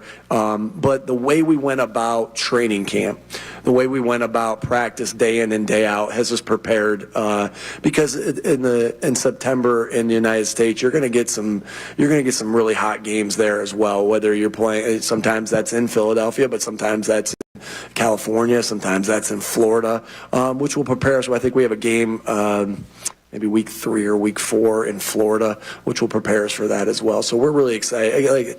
Again, can't be more excited to be here. We're bummed, obviously, that we don't get to play our opener, get in front of our fans in Philadelphia, but we're so excited. This is my first international trip as far as a coach, and so excited to go out there into the stadium, see the stadium, and then play here in front of the great fans tomorrow. Nick. Murilo Cesar Alves, do estado de São Paulo. You said about the training camp. What were the difference in the focus on the work that you did with the players to ensure that everything went fine in this travel and beginning Brazil and beginning the season? And what were the difference between the last training camp when you guys played the first game in the United States, now we're playing in Brazil, and what were the difference between these two training camps? The training camps were similar. Every year you go about and you go through a process. Hey, how did this go in this first in the training camp, and what can we do better? And so that's always part of the process of things that you do. And so to perfect your process, you have to know exactly what the process is. So we kind of have our process, and then what can we do better off of that? So we made some slight changes to training camp this year as far as things that we were doing. As far as this has a little bit of a feel as far as the travel to the Super Bowl we played in 2022. Again, the travel's a little different. Now the flight was longer. I mean, it was a 10-hour flight as opposed to the 5-hour flight to Arizona. But there's some similarities here, right? This kind of reminds me of the Super Bowl as far as the press conferences that kind of were going on beforehand, and being able to interact with different reporters and stuff like that.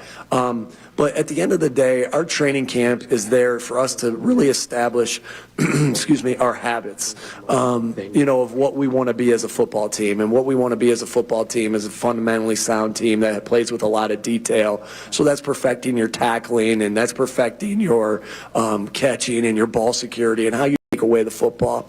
And then, also getting in great shape. And training camp's meant to do this, right? To bring your guys closer together. The things that they go through, the tough practices that they go through in the heat, the tough practices and the long days and the monotony of the days, that tends to bring a team together. And so that was our goal through any training camp, and specifically this one. It's just how do we come, because, football, in my opinion, all right, this is my opinion, is the greatest team sport there is. And so it does require guys loving each other, guys getting closer to each other, and I think that's what we've had, and that has a lot to do with the people that we have on this team. That these guys, we got good guys on this football team that really enjoy being part of a team and growing their camaraderie of the team. Hi, Rafael Bellatini. You said about the Super Bowl and the similarities, but about the crowd, because it's a home game, but you don't have the home field advantage. Okay, I'm going to give away. Well, before you go, I'm going to say that to the Brazilian crowd, we're so excited to be here. Make sure you're as loud as possible when Green Bay has the ball, and then when the Eagles have the ball, make sure this is a sign to be this is fly Eagles fly, and quiet down a little bit. Go ahead, keep going. So it's like the Super Bowl. You have to prepare the team for maintain the concentration, even when you are in the attack. Yeah, the crowd is. Yeah, good question. We got to be ready for it to be loud in times where So we're prepared to play as if we're playing a true home game. We're prepared to play if we're playing a true away game. And so that's part of our process. Is just. You try to do everything you possibly can do to prepare your team to play in any condition, whether that's raining, whether that's weather, whether that's crowd noise. And so we've prepared for that. We've prepared for that through training camp. We've prepared for that, especially this week, both offensively and defensively. But again, looking forward to the excitement of it. And we'll have to be ready for, probably to be crowd noise at unexpected moments. So we're excited about it, though. Hi, Nick. Luis from the Pelos, Brazil. You are a very passionate guy. We all saw that in the Super Bowl.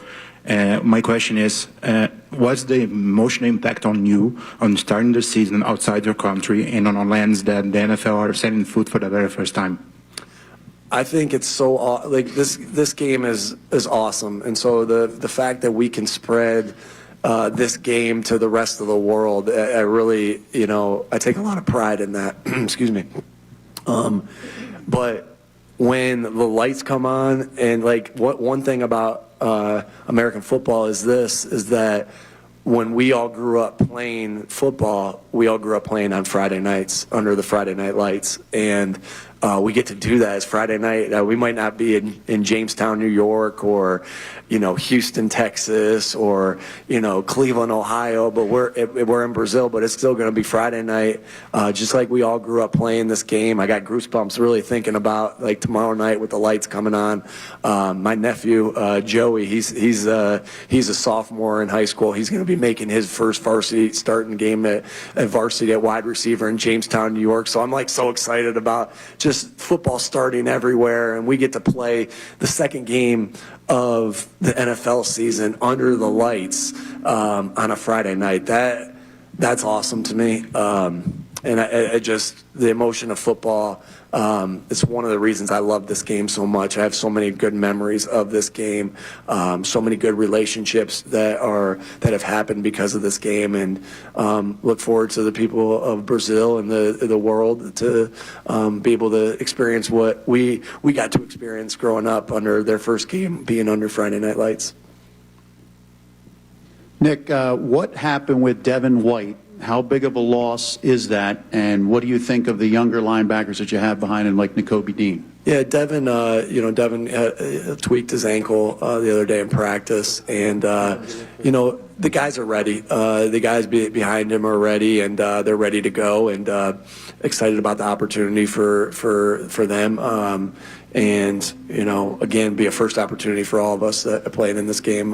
First chance we get to go in 2024. Nick, hi, Guilherme from O Globo. Nick, in the past days, 3 players of your team were worried about playing Brazil. They quoted criminality as one of the reasons to be worried about playing in Brazil.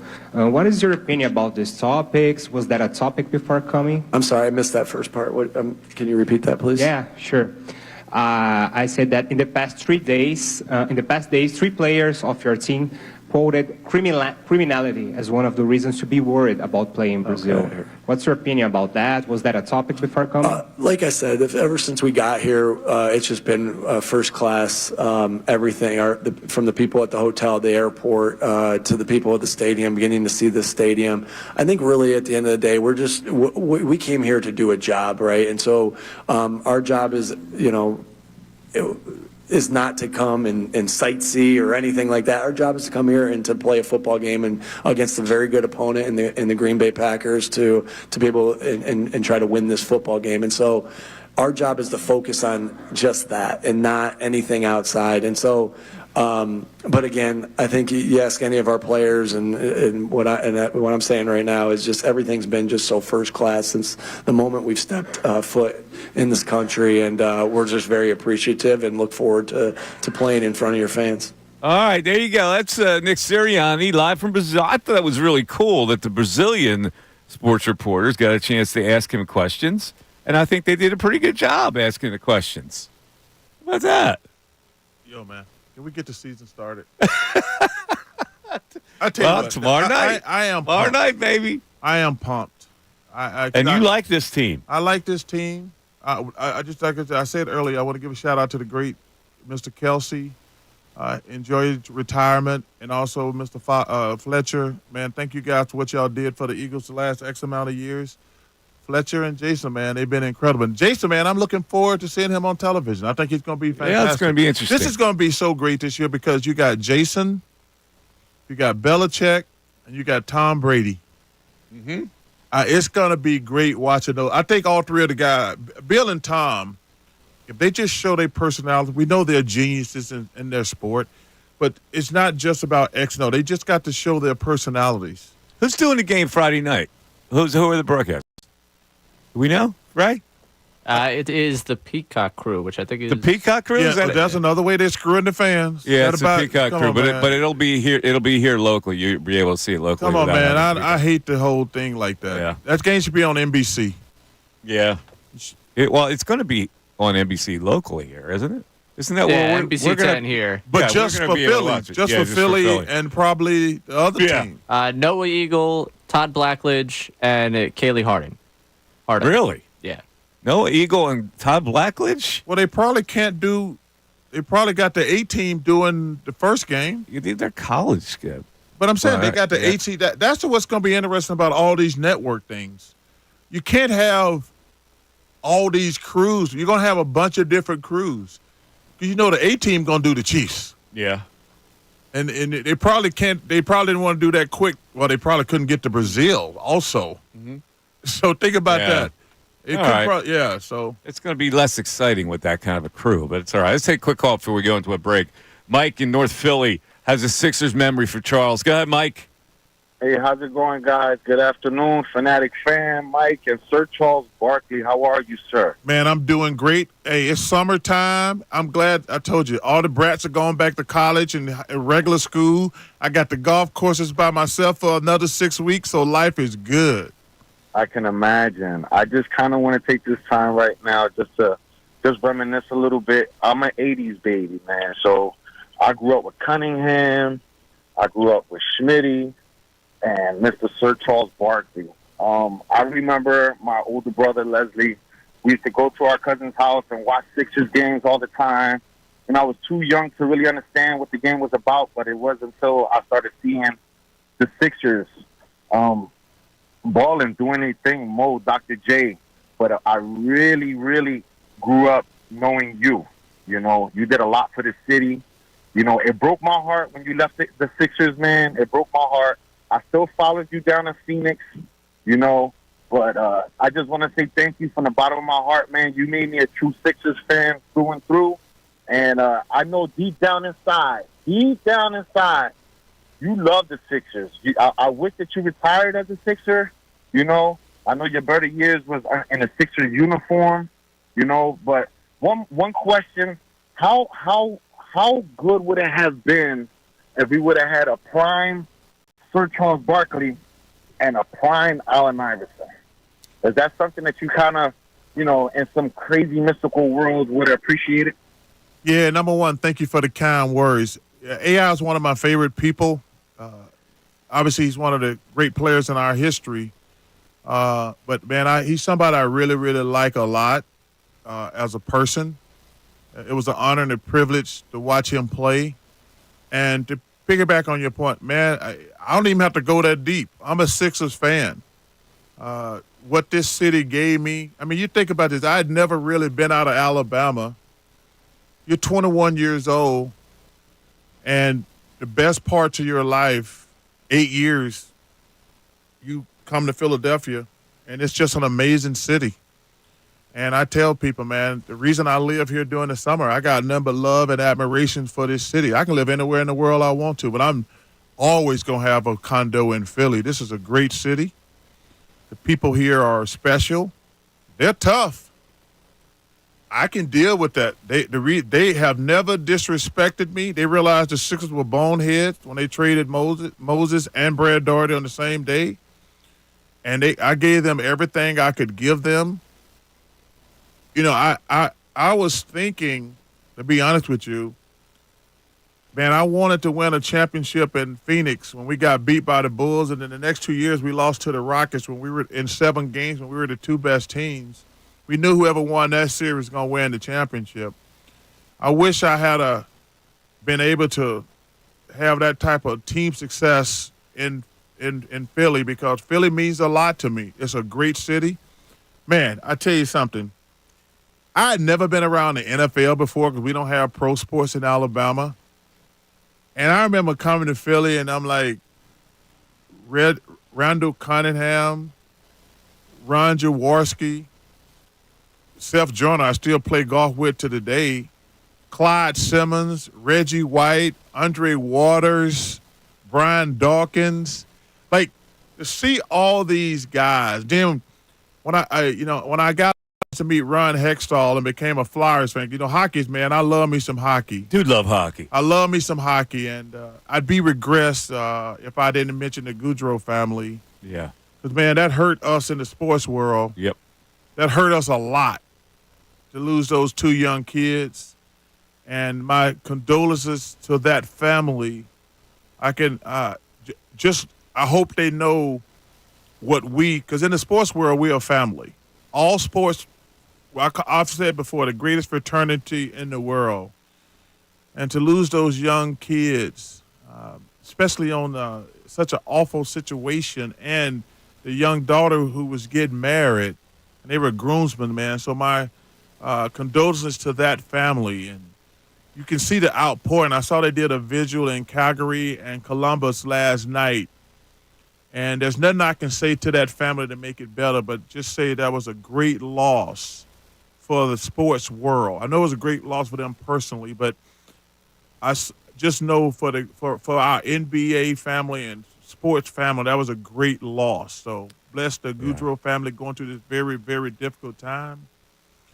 But, man, I'm telling you, man, Philadelphia is, and South Jersey, man, I used to go over there and watch movies all the time. I watch a lot of movies. Mm-hmm. That was like the only thing I could actually do when I was in the limelight to get peace. Because you can't go out anywhere. But I used to always go to movies. I used to always go to Deptford. That theater over there was so awesome. It was like a nice little, I would go over there and catch like the 9:30, 10 movie. It was always peaceful little drive. But I used to always go to that because that's always been like a solace for me. To go to movies. Mm-hmm. I mean, I just okay. We'll talk some movies in a bit. Let's take a break. I didn't know this about you. I want to get your list of your top movies, and we got a lot of calls, and we still got to talk about the Sixer Arena thing. I'm trying to figure out if you're on board with this or not. Putting more people downtown? Yeah. Hell no. Oh man, we're gonna have an argument. It's the Mike Missanelli Show. Charles Barkley sitting in for the whole show. We're back after this.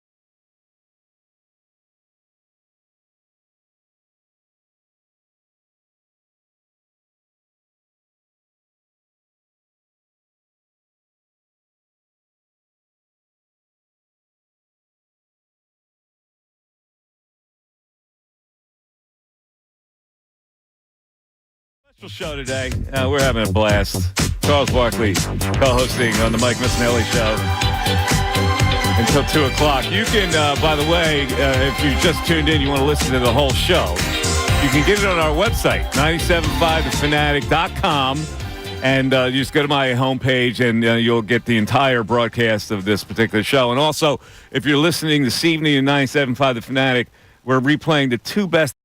It's hard to reduce this to the 2 best hours. But from 8 to 10, you'll hear the 2 best hours of this show. Oh, man. Because 4 hours will be spectacular. Thank you for having me, man. No, this is always fun. I always look forward to this. I know you do too. I'm glad we were able to rekindle this after a couple of years of an absence. But I appreciate you doing this for us all the time. You're nothing but gracious. The people love you. They fly. They never come down to see my show. They fly. You're here. All of a sudden You're boring, Mike. You're boring. That's why they don't come see you. By the way, we got a food drop today. Yeah, nice food out there. Tony Roney's, Philly's best tomato pie, specialty in catering throughout the greater Philly area. Check out their wide array of pastas, homemade wings, cheesesteaks, artisan sandwiches, and more. All right, you have made news in the last week. I wrote all the things down. That everything you say makes news. So here's a synopsis of the things that you've said in the past week that have made news, because you're one of the most famous people in the world. Let's face it. Right now, you're one of the most famous people in the world. Just think about that. A kid from Leeds, Alabama, comes here, and you're one of the most famous people in the world now. Well, I've had a good run. Yeah, you have. All right, so here's what you've said. The Minnesota Timberwolves will regress because they got lucky. And everything kind of fell into the line for them. Yes. So you're public enemy in Minnesota for saying that. You know that, right? They are going to regress. They had a perfect situation. Listen, I'm just saying. It's going down the list here. You also said Giannis needs to get in better shape. Giannis needs to get better as a basketball player. He does. That thing where he just got the ball, gets the ball, and just go full speed 1-on-5. Mm-hmm. That worked. It's not working anymore. He's got to get better as an overall basketball player. Yes. So you ticked off the people in Milwaukee.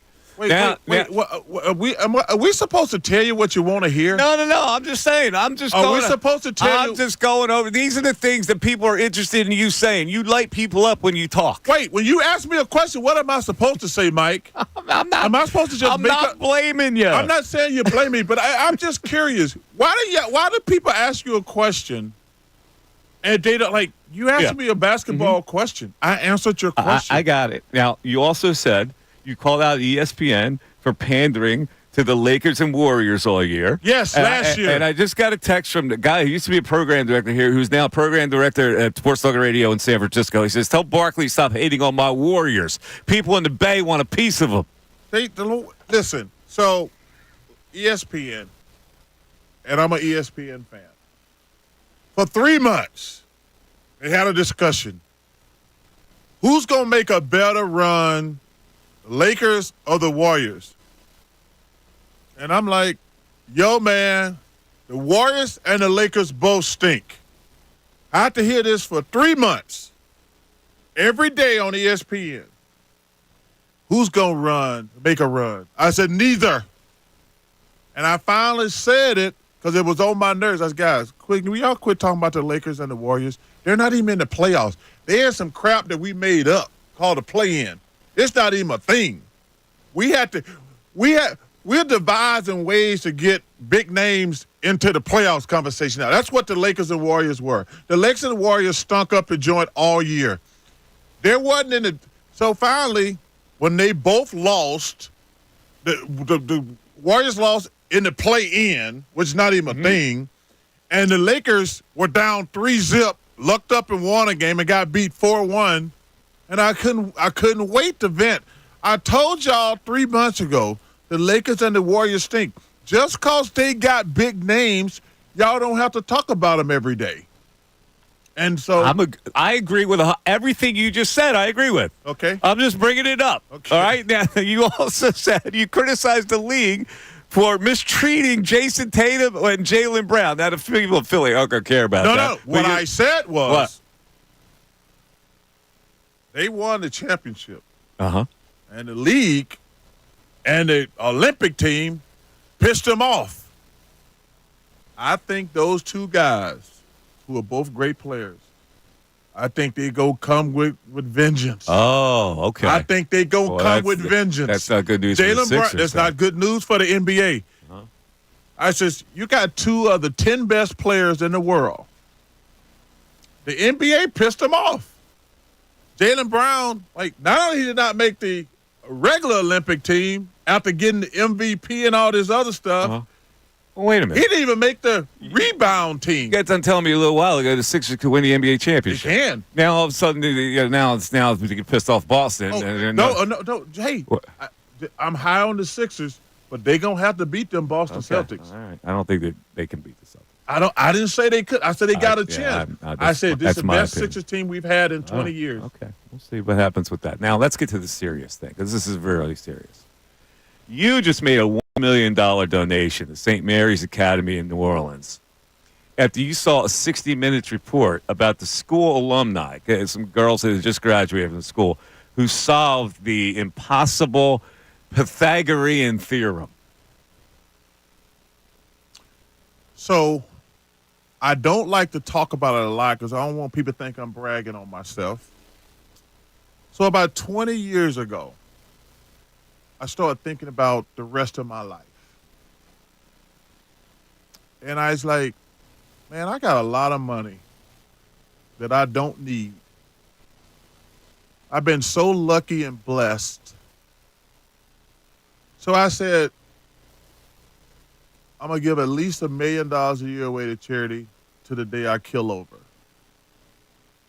So I started at my high school because I wanted every kid there to get some type of scholarship. I did it with Auburn. I did it with a couple other schools in Alabama, Cornerstone and things like that. Then I did Wounded Warriors because I admire anybody got the courage to go to war. I really admire those people. One of my best friends has ALS, so I wanted to do something for that. The last 8 years I did historically black colleges in the South. I saw this, I watched 60 Minutes religiously, and I saw this school, and I gave them $1 million. I just did women at Auburn for this NIL debauchery crap, whatever you want to call it. But I was concerned that the women's basketball team wasn't going to get it, so I just gave them $1 million to women just for basketball. I gave women in general because I worry about that because most of these schools are going to take care of the men's, but I'm worried about what's going to happen with women's sports. So I gave the women sports in general, but then I was like, I better take care of the basketball team. You can't trust these football people. They'll bleed every dime if it's possible. And well, as long as you're giving out $1 million here or there, how about you slide me? Can you slide me $1 million? It's just going to cause you problems, Mike. More money. No, man, and I don't use $1 million. I don't talk about it a lot because listen, everybody knows you have a great heart. I'm not trying You've done this charity. I'm not trying to impress. No, I get it. It just brought the Pythagorean theorem got my attention. You know what I'm thinking? The what? The Pythagorean theorem. That's what these. What is that? That's what St. Mary's. That's what you gave $1 million. Oh yeah. So I watched 60 Minutes, and these two girls. Do you know what the Pythagorean theorem is? No, I had somebody doing my homework for me. Do you spell Pythagorean? Nope. I had somebody doing my homework for me. A squared plus B squared equals C squared. It's a triangle where the two sides equal the hypotenuse. Hey, the triangle worked out pretty damn good for Michael Jordan, didn't it? So let me just tell you this. Sonny Smith, who I love to death, my college coach, he used to say to me, Charles Barkley, these people are the biggest idiots in the world around here. I said, what you mean, Coach? He says, these people tell me you never go to class. You just playing basketball. I says, so why are they idiots? He says, you're leading the SEC, son, in rebounding as a freshman, sophomore, and a junior. And they want me to kick my best player off the team and have my family homeless. He said, son, as long as you lead the SEC in rebounding, you ain't got to worry about going to class and all that other crap. See, that's why you didn't learn about the Pythagorean theorem. Well, listen, A squared plus B squared equals C squared. Well, let me just tell you. We're going to take a break. What? You take a break. Hold that I thought. can't remember the girl who did all my homework. I sure hope it worked out good for her because it worked out damn good for Charles Wade Barkley. Oh, man, this is what a lesson for kids going to school. Yeah, that's right. Get you 20 points and 10 rebounds. 20 and 10. You get 20 and 10. Yes. Hey, can you Forget imagine how about, much? forget about class. We're back after this.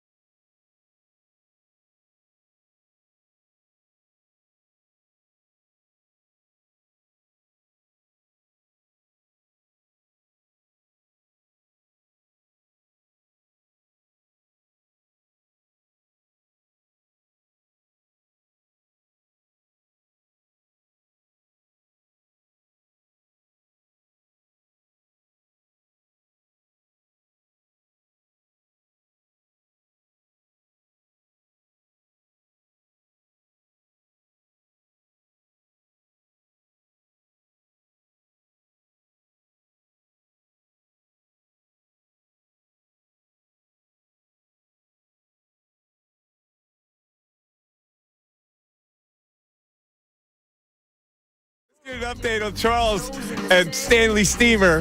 How we doing there? Did Umberto get in the house? Berto's in the house. Berto's in the house. So Berto did. So he's gonna do that, and I'm gonna pay him whenever I get off the air. He's cleaning the condo because I'm.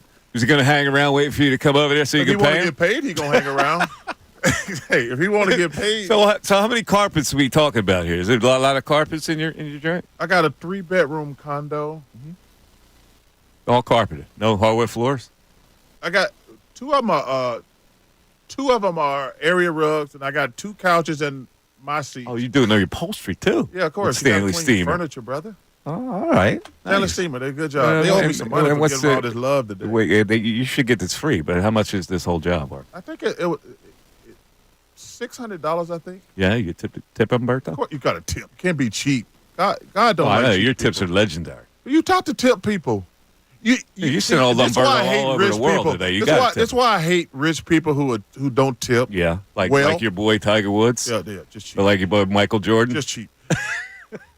The more money you have, the better you should tip. I agree. Because the reason is the money don't matter to you, but it matters to them. I'll picture people line up to be your caddy. Oh, and I have to tip good. Yeah, I know you. Because I don't want people.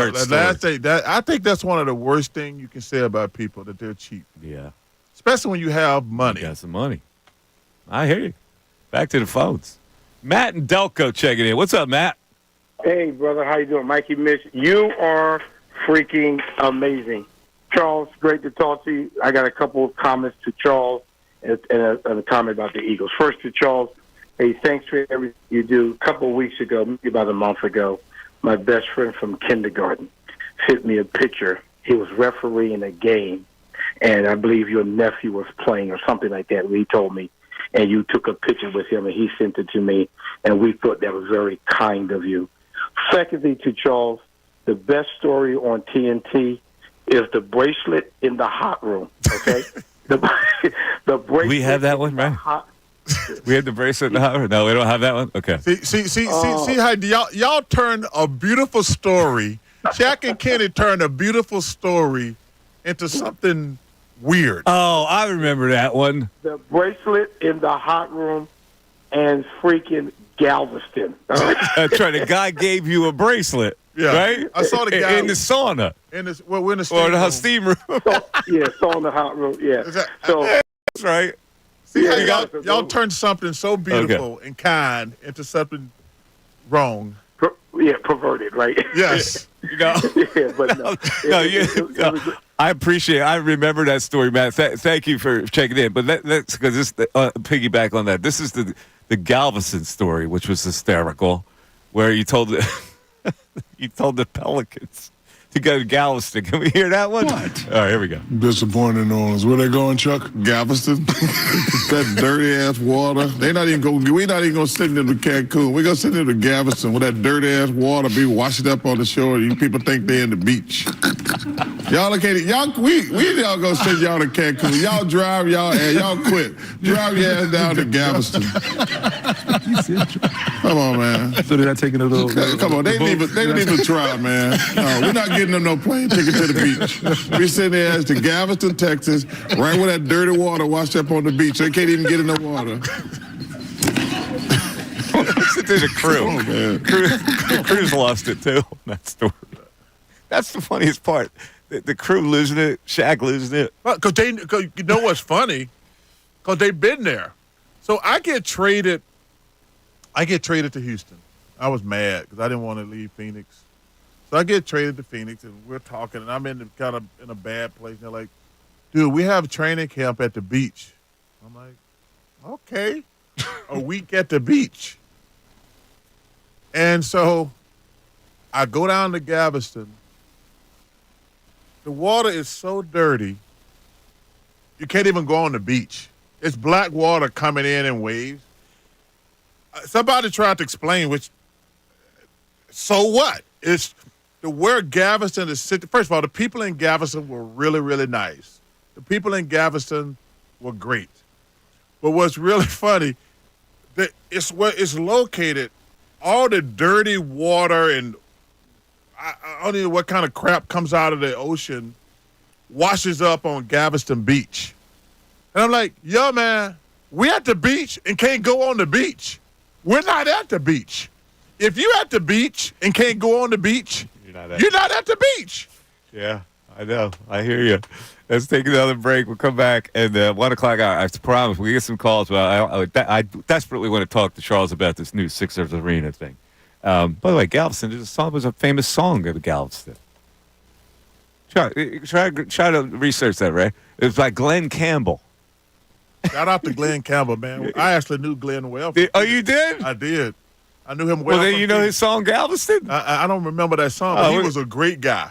Really? You knew Glenn Campbell? He lived in that's Phoenix. name drop number 67. Okay, I know famous people. Again, just because you don't know anybody, I'm not name dropping. I know Glenn Campbell. He was got to be 100 years old by the time you knew him. No. Dude, this is like... When did you know him? When I played for the Suns. Okay. He lived in Phoenix, huh? Glenn Campbell. Yeah. Okay. Great guy. Go back after this.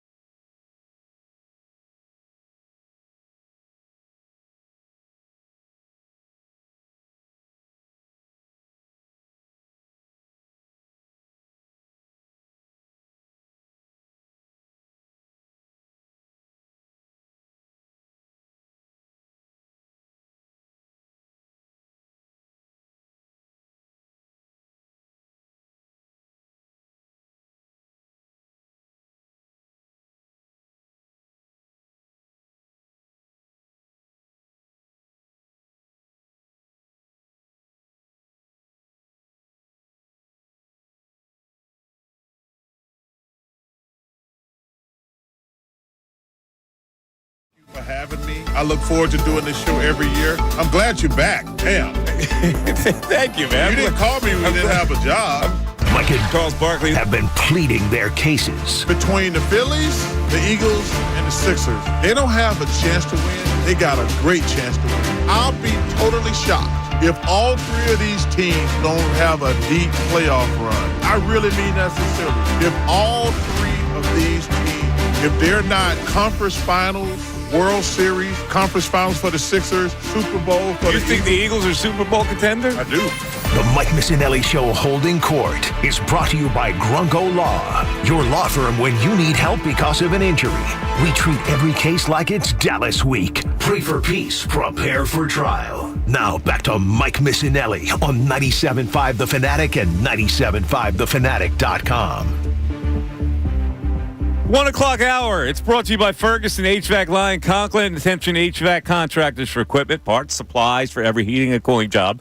Visit one of Ferguson's counter locations, Ben Salem, King of Prussia, Pensacola, and Westchester. Sharing the show today with the great Charles Barkley. And we've been over a lot of things today as the Eagles get ready to open the season. I know you're excited about football. You have picked the Eagles in this game, where I'm a little shyer than that. I don't know if they can pull this one off, but you think it's going to be a Super Bowl-type season for the Eagles. I really do.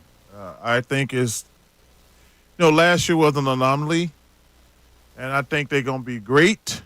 They're going to miss Jason and Fletcher. Those two of the great players and great leaders we've had. But, man, the offense is going to be – it's obviously key is going to be the defense because their offense is going to be crazy. I mean, yeah, it should be. Going out and getting Saquon, and now you got those three wide receivers. The tight end is a stud. They should average 30. Yep. I think they're going to have to. Yeah, but listen, they had two great young corners and safety coming in, and they're gonna get Fangio's gonna be he's a stud, and so I'm high. I'm all in on the Eagles, brother. All in. Let's talk about the Sixers. And what's going on now. I'm all in on the Sixers. You are all in on the Sixers. But the Sixers want a new home. They want it desperately. They want to get out of the shackles of Comcast Spectacor and have their own facility. And they proposed a pretty interesting plan to build this, to redevelop the Market Street area, the fashion district down there with a tremendous arena above railroad tracks, just like the Boston Garden. And they're getting all kinds of opposition, including from you. Which I can't believe. I don't think they need to build a downtown arena. That's just my personal opinion. Last thing downtown needs is more traffic and things like that. I think that if you look at Philadelphia, they have the best sports facilities in the world, in my opinion, in that 3-block radius. It's boring, Charles. It's boring. I guess if the Sixers build them all in one area, it's boring. It shows no ingenuity. I guess if the Sixers were damn good, they wouldn't be complaining. No, they would be complaining because they need a bigger price of the pie. They don't want to pay rent anymore. Oh, the Sixers, I want my own arena. Right now. I'm that serious. Let me tell you something. All the money that these teams are making in sports, how much is enough? Think about this. They need to listen, they're all capitalists. First of all, they just canceled my damn job. I'm getting fired because the Sixers want a new arena. The $2 billion, the $4 billion, the $6 billion, $7 billion they just getting ready to get for the next 11 years. Yeah. I mean, you think about this. We were paying $1.2 billion a year. That's what the players get paid. Now it's going to be $2.5 billion from NBC, $2.5 billion from ESPN, $2 billion from Amazon. That's not even counting the local TV deal. That's not counting the ass in the seat. That's not counting parking. That deal is for 11 years. They're going to make all that money for the next 11 years. And you think just to make another $1 billion you have to understand that these are business people. These are investment banker types that own the Sixers, right? They want to maximize their profit, and they want to increase the asset, right? The way to do that is not to pay rent, is to have your own thing. That ain't a good – I just don't like the location. I'm not saying they're not wrong for wanting a new arena. I just don't want to – man, it's a pain in the ass to go downtown. Come on, it's not that much of a pain in the ass. And by the time get on a subway and get to the. Aren't they going to destroy Chinatown? They're not destroying anything. Chinatown is against it because they think it's going to lead to gentrification. Well, but that's because it is. But it's also going to bring more business to it. Chinatown is a restaurant, tourist-oriented community. Okay, let me say the name right. That's a problem in the country, in the world. Rich people just can't be taking poor people crap like they've been doing forever. I get that. I'm with you there. Okay, but I don't believe it's going to do that for Chinatown. I think it'll enhance Chinatown by bringing customers there. When people go down to Chinatown, when people go to the Sixers game, they're not going to stop and eat in Chinatown. Why not? Stop it. Why not? It's right around the corner. They're going to come Go to in. Dim Sum Garden. They're going to. Like, first of all, I like Chinese food too. Uh-huh. I order Chinese food a lot at work. Okay. You ever seen a Chinese food commercial? No. I haven't either. A Chinese food commercial? Have you ever seen that? No. What do you mean? One of my friends asked me that. He said, "Dude, you order Chinese food all the time." I said, "Yeah, I like it. It's great." He said, "You ever seen a Chinese food commercial?" Panda, that chain does commercials, right? I don't think I've seen Panda Express does commercials. I don't think I've seen a Panda Express commercial. It markets itself. I love Chinese food. Chinese food does, but I'm just saying, I've never seen a Chinese food commercial. That's pretty interesting. One of my friends asked me because I order Chinese food. Cause when we in the studio, we order food every night. And during the playoffs, I get Chinese like probably 2 out of 7 days. And he says, "Dude, why you order Chinese food all the time? You never seen a Chinese food restaurant?" It's a fair question, Mike. It's a great question. It sells itself because it's regional. It's like neighborhood-esque. Chinese food is not like Chinese corporate. Food regional. What is? It's not corporate. Panda Express is the only one that's corporate. What I'm saying though, what region likes Chinese food? No, I'm talking about in your neighborhood. It's a neighborhood type of thing. You order out Chinese because it's in your neighborhood. You just said how do we get on Chinese food when I'm talking about the Sixers arena? We're talking about Chinatown, gentrification. All right, so here are the options. The new arena where you build a beautiful facility that stands out, that it would be different, and people go, man, that's really cool. Or you go back down to the old boring thing and you have another stadium down there. Watch a great team play. Imagine that. How about or you go to Camden because Camden's now come in with $400 million, Chuck. Let me tell you something. I don't go to games because I had my day. I don't like I never go to basketball games. I don't want to take away from these guys. This is their day. Mm-hmm. People always make fun of me, like, dude, go to the game. I'm like, no, dude, I had my day. I don't want people to say, hello, there go Charles Parker. I want them saying, hey, there go Joel Embiid. There go Maxey. This is their time. But I'll tell you this. I would never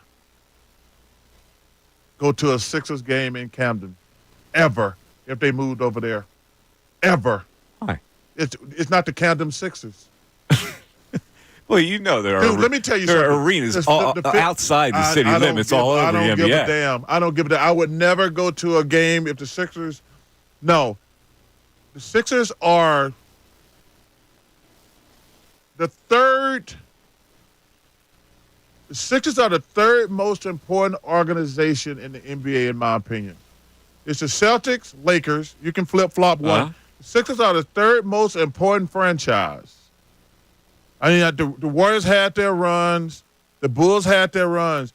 But if you want to look at historically, the Sixers, to me, are the third greatest franchise. And just because they'd be out of the city limits, that would what? They wouldn't be out of city limits. They'd be out of state limits. Well, but there's South Jersey fans all over. They come over the bridge to see the Sixers. Stop it.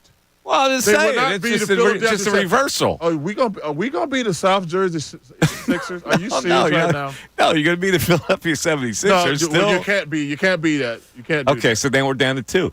So let's go with the new infrastructure building. Let's have something special. Let's trust people that somehow find their way to the damn arena. You mean people who are going to buy up all the land around it and make more and more money and squeeze out poor people? Yeah, that's the American way. They got to develop that area, Charles. They tried to develop it 3 different ways already. Develop it this way. It's going to be good for commerce and good for the city. Why don't they just gentrification? Not gentrification. Can't they do it another way? They're not gentrification. Dude, they build houses and block and condos on every block in the world now. What Comcast is going to come in then? Comcast has just made a bid where they're going to build a biomedical facility. Yeah, we need medical facilities. We don't need no basketball arenas. And let me tell you something. Are they going to pay for it themselves, or are they going to screw the fans like they normally do? We've been screwing fans forever. We make the fans who already pay these outrageous prices for tickets. We tax rental cars and hotels. If they want new arenas, I say, and I'm not just saying this right now. If these are people wanting new arenas, pay for it your damn self. Don't screw the fans out of it. All right, I got that. Would you agree with me on that? Yeah, I agree with you on that. But I also thought you were a man of progress, and now I'm disappointed. I am progress. So when we come back, we're going to play Charles's buddy, Glenn Campbell. That's after this on the Mike Missanelli Show. Rest in peace, Glenn Campbell. John Kincade. If someone tells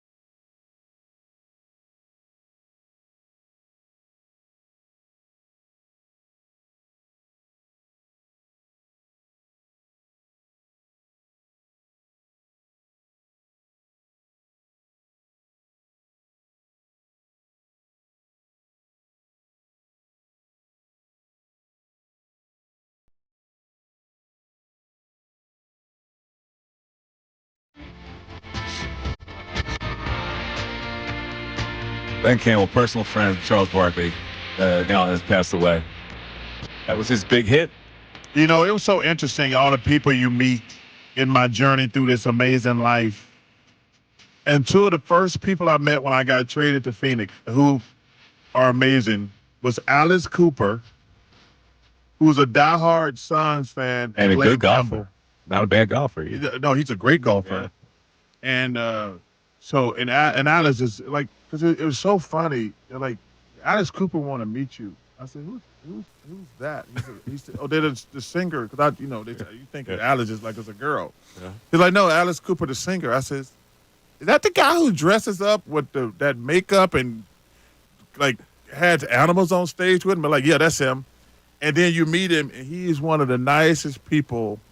Probably the only person in the world who played more golf than me. Yeah. And I played every day for the last months. Did you call him Alice? That's his name, fool. I know, but it's kind of weird. What do you want me to call him, Alice? What do you want me to call him? Hey, you? He's got a real name. Alice. That's his name. It's not his name. I don't even know that, but that's a good point you made. Yeah, like I feel odd calling him Alice because he's got a real name. No, he's got a real name. That's a stage name. His name isn't Alice. He created has a restaurant. Yeah, because he's now known as Alice Cooper. He has a restaurant in Phoenix across the street from there rented I go to after games called Alice Cooper. Yeah, because what am I that's what supposed to call him? Hey, Jim? His name might be Jim. I don't know what his name is, but the name on the restaurant says Alice Cooper. What is his real name? That can't be his real name, Alice Cooper. He used that for his band. The stage? Vincent Damon Fournier. There you go. His name's What's his Vincent. name? Vincent Damon Fournier. You go, Alice Cooper's much better. Yo, Vince. Call him Vince. Wow, that's so interesting. No, but you actually thought his real name was Alice Cooper? Come on now. That's what he said. Because that's his alter ego, Alice Cooper. That was the name on his restaurant. Well, you're not going to call him Vince's. You has to call it Alice Cooper. That's so I call him Alice Cooper. So you go, hey, Alice? Alice? Alice, yes. Now that you know his name's Vincent, can you call him Alice? No, you can't do that. There you go. So I'd be curious. It's been the last time he's been called that. Vincent? Yeah. Well, I'm sure but him and Glenn his Campbell, closest friends probably call him Vincent. Him and Glenn Campbell were great to me when I got traded. That's probably his real name, Glenn Campbell, right? But it's not Alice Cooper. I got to go by the name on the restaurant, Mike. Name on the restaurant. He's not. Yeah, he's going to change it to Vin's. Let's go to the phones. Greg in Bethlehem's been hanging for a long time. Greg, thanks for hanging. Go ahead. Hey, you guys are just very entertaining. I've been enjoying my time listening, but I just wanted to add. I know Charles was talking about the old days, and I happened to be in training at Temple Radiology when Jeff Brulin was coming through. Oh, no. Yeah. You saw the x-rays? Well, yeah, and I did, and I would have suggested at that point if I was, You could have called this trade off, and you didn't? Well, I did. I said severe degenerative arthritis on all three compartments. Oh my God! That would have been a knee replacement back then. Well, exactly. Well, I'm sure they had that information. The fact that the guy hadn't played basketball in 2 years was enough for confirmation for me. Yeah, but so you're suggesting that was bone on bone from the jump? Exactly. No, the Sixer doctors had to know that. That's weird. Why wouldn't they just abort the trade if they had that medical report? See, do you see the people I was working with? I mean, that's 30-some years ago today, and I still don't know the answer.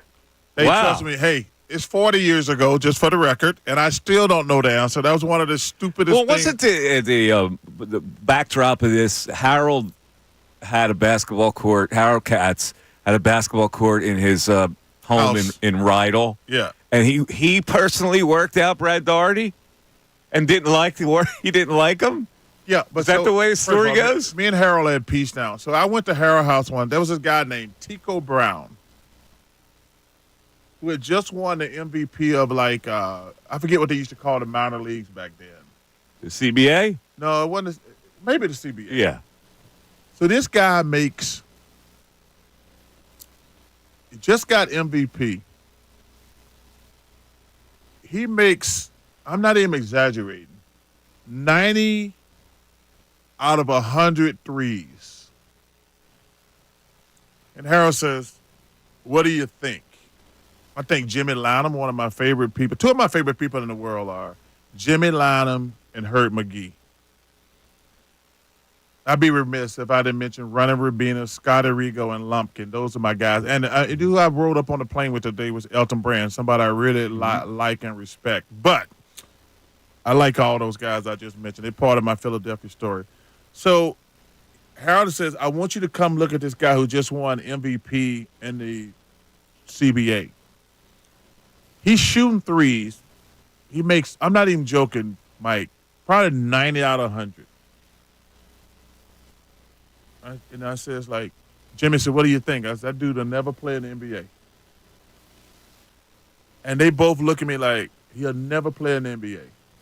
He's just, how can you just sit there and say the guy made out of 100 threes? I says, the guy got the slowest release on a jump shot I've ever seen. It's like he had watched a video and you're supposed to go up and down. The ball's supposed to be on the front of your hand, on the palm of your hand, and then you flick it, and it looks beautiful in the air. I said, he's never going to get that off in the NBA. Dude never played a minute in the NBA. I says, dude, I know basketball and basketball players. It was the same thing when we traded for Armin Gilead. Harold says to me, he averaged 20 and 10. I said, it's not a good 20 and 10. I says, number one, I play his position. I know who I know who I'm competing against. I says, he plays on a bad team. You can't just go by numbers on a bad team because he's the best of them other losers. Mm-hmm. So he's going to get more touches. So his numbers are going to look better than they are. I says, hey, he's a solid little player, but he can't take us where we want to. You can't just, that's why I tell people, you just can't go by numbers. You have to go especially when I'm playing against a guy. Because I tell you something, the best compliment I ever got was from Chuck Daly. We're playing in the Olympics. We're practicing, obviously Chuck pulls me aside one day. He says, Charles, I got to tell you something. I know you were a great player, but getting to see you play every day, you're the second best player in the world. And I was joking. I said, who's better than me? He said, that guy right over there. Number 23? Number 23. And I said, yeah, I agree with that. I said, but we're going to see next year. Because when I got traded to Phoenix, I said, we're going to play the Bulls in the finals. I think I'm betting Michael Jordan. He just got more help. And so Chuck says, I said, Chuck, I think I am. I told Chuck, honestly, I think I'm the best player in the world. He says, well, you're not. Michael Jordan is. And I said, well, we're going to get to see that next year in the finals. And training camp starts. I tell the guys, I said, okay, you guys, I know y'all never seen me play a lot. But your coach said, we need a Charles Barkley to win the championship. And y'all traded for me. We're going to go to the finals. We're going to play the Chicago Bulls for the championship. And they're like, how do you know this? I said, because I told y'all I'm the best basketball player in the world. I just hadn't had any help. I said, but now I got Kevin and Dan and Mark West and Sabalos. We're good. Ain't nobody can beat me in a 7-game series. One stat that I'm very proud of, I've never got swept in a 4-game series, ever. Nobody 4 days in a row, Mike. I believed that when I was in my prime. We got swept one time in a best of 5. We got swept by the Knicks. But I never got swept in a 4-game series, ever. Nobody can beat me 4 days in a row. I've never been down 3-0 except that one series. I said, nobody going to beat me 3 days in a row. I truly believe it, especially if I got a home game. I'm going to will us to one game. So I got to the finals, and Michael beat us.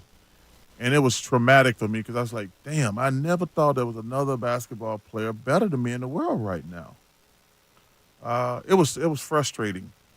So is there any doubt in your mind that, because there's the age-old argument, the LeBron, Michael Jordan argument? Michael Jordan, LeBron's great. I actually don't think LeBron's better than Kobe. I don't. LeBron's great. I love LeBron. I ain't never gonna say anything bad about him. But Michael and Kobe are two of the meanest dudes I've ever met in my life. They will kill you. Like, they had such. I'll tell you this Michael Jordan story. We're playing on the Dream Team. We're playing Puerto Rico. So me, Chuck Daly, we're playing in Portland in the Tournament of Americas. So me, Chuck Daly, David Robinson, Michael get up. The game's at like 7 or 8 at night. So we get up that morning and go play golf. And then Michael said, I would play another 18. Chuck like, dude, we got a game tonight. He said, Chuck, I'll be fine. You know, Chuck ain't going to argue with it. We get to the game, and Chuck says, David, you're starting. You got this guy. Charles, you're starting. You got this guy. Scotty, you're starting. You got this guy. Magic, you got this guy. Michael says, no, I got him. I got him. And Chuck says, well, Michael, he's the point guard. He said, Michael comes up. I said I got him. Okay. Michael starts the game. He says, hey, you got a newspaper, right? I saw what you said about me.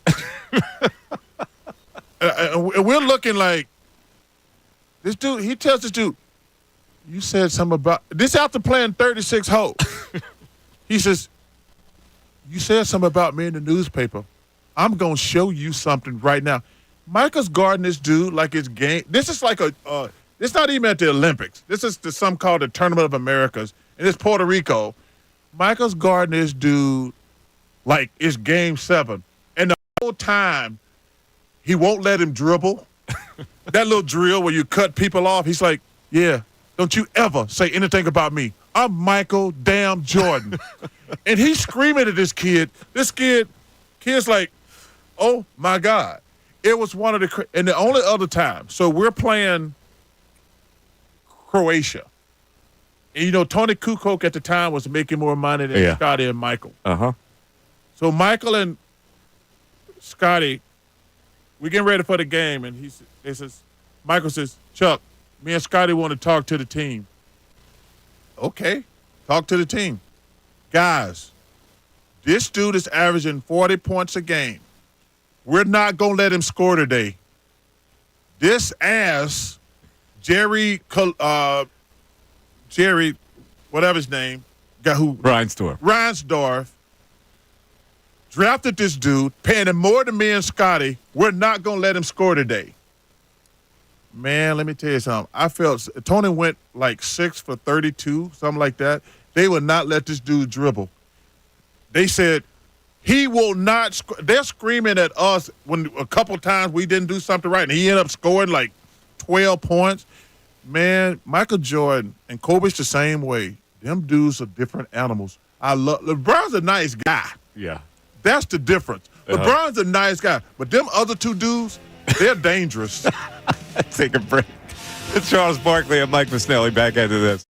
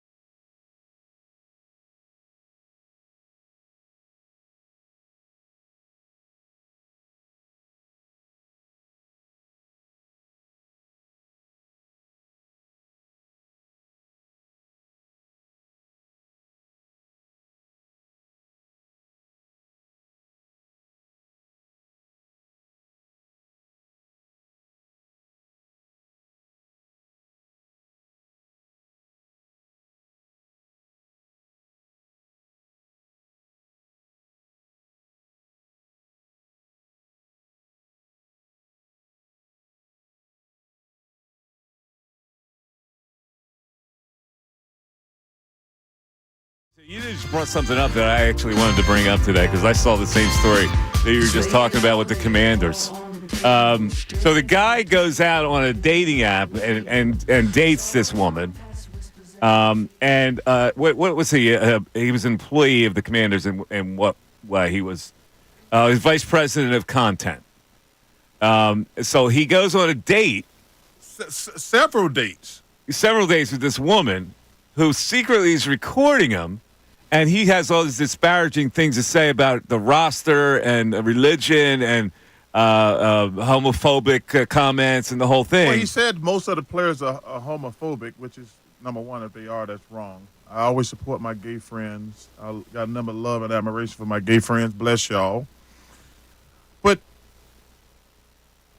what's private conversation? Well, the woman that did this is a so-called citizen journalist who works with this company called the O'Keefe Media Group. So did she do that to trap him? She had to. So, like, somebody targeted this guy or something, and he just picked this woman as to date? Or did she choose to date him? I think she chose to date him. Yeah, that's a dirty deal. Because he said, number one, he should never talk bad about gay people. He just said the players are homophobic. He was ripping the organization and the players. There's some truth to that. She said some of the players are dumb, which that's probably true. And she said that the fans are high school educated alcoholics and mouth breathers. I'm not even sure what that means.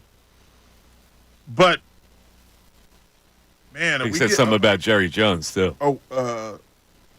He said Jerry Jones really runs the NFL. I think he hates gay people, black people. He called Goodell a $50 million puppet. So she reported all this. Yeah, Mike.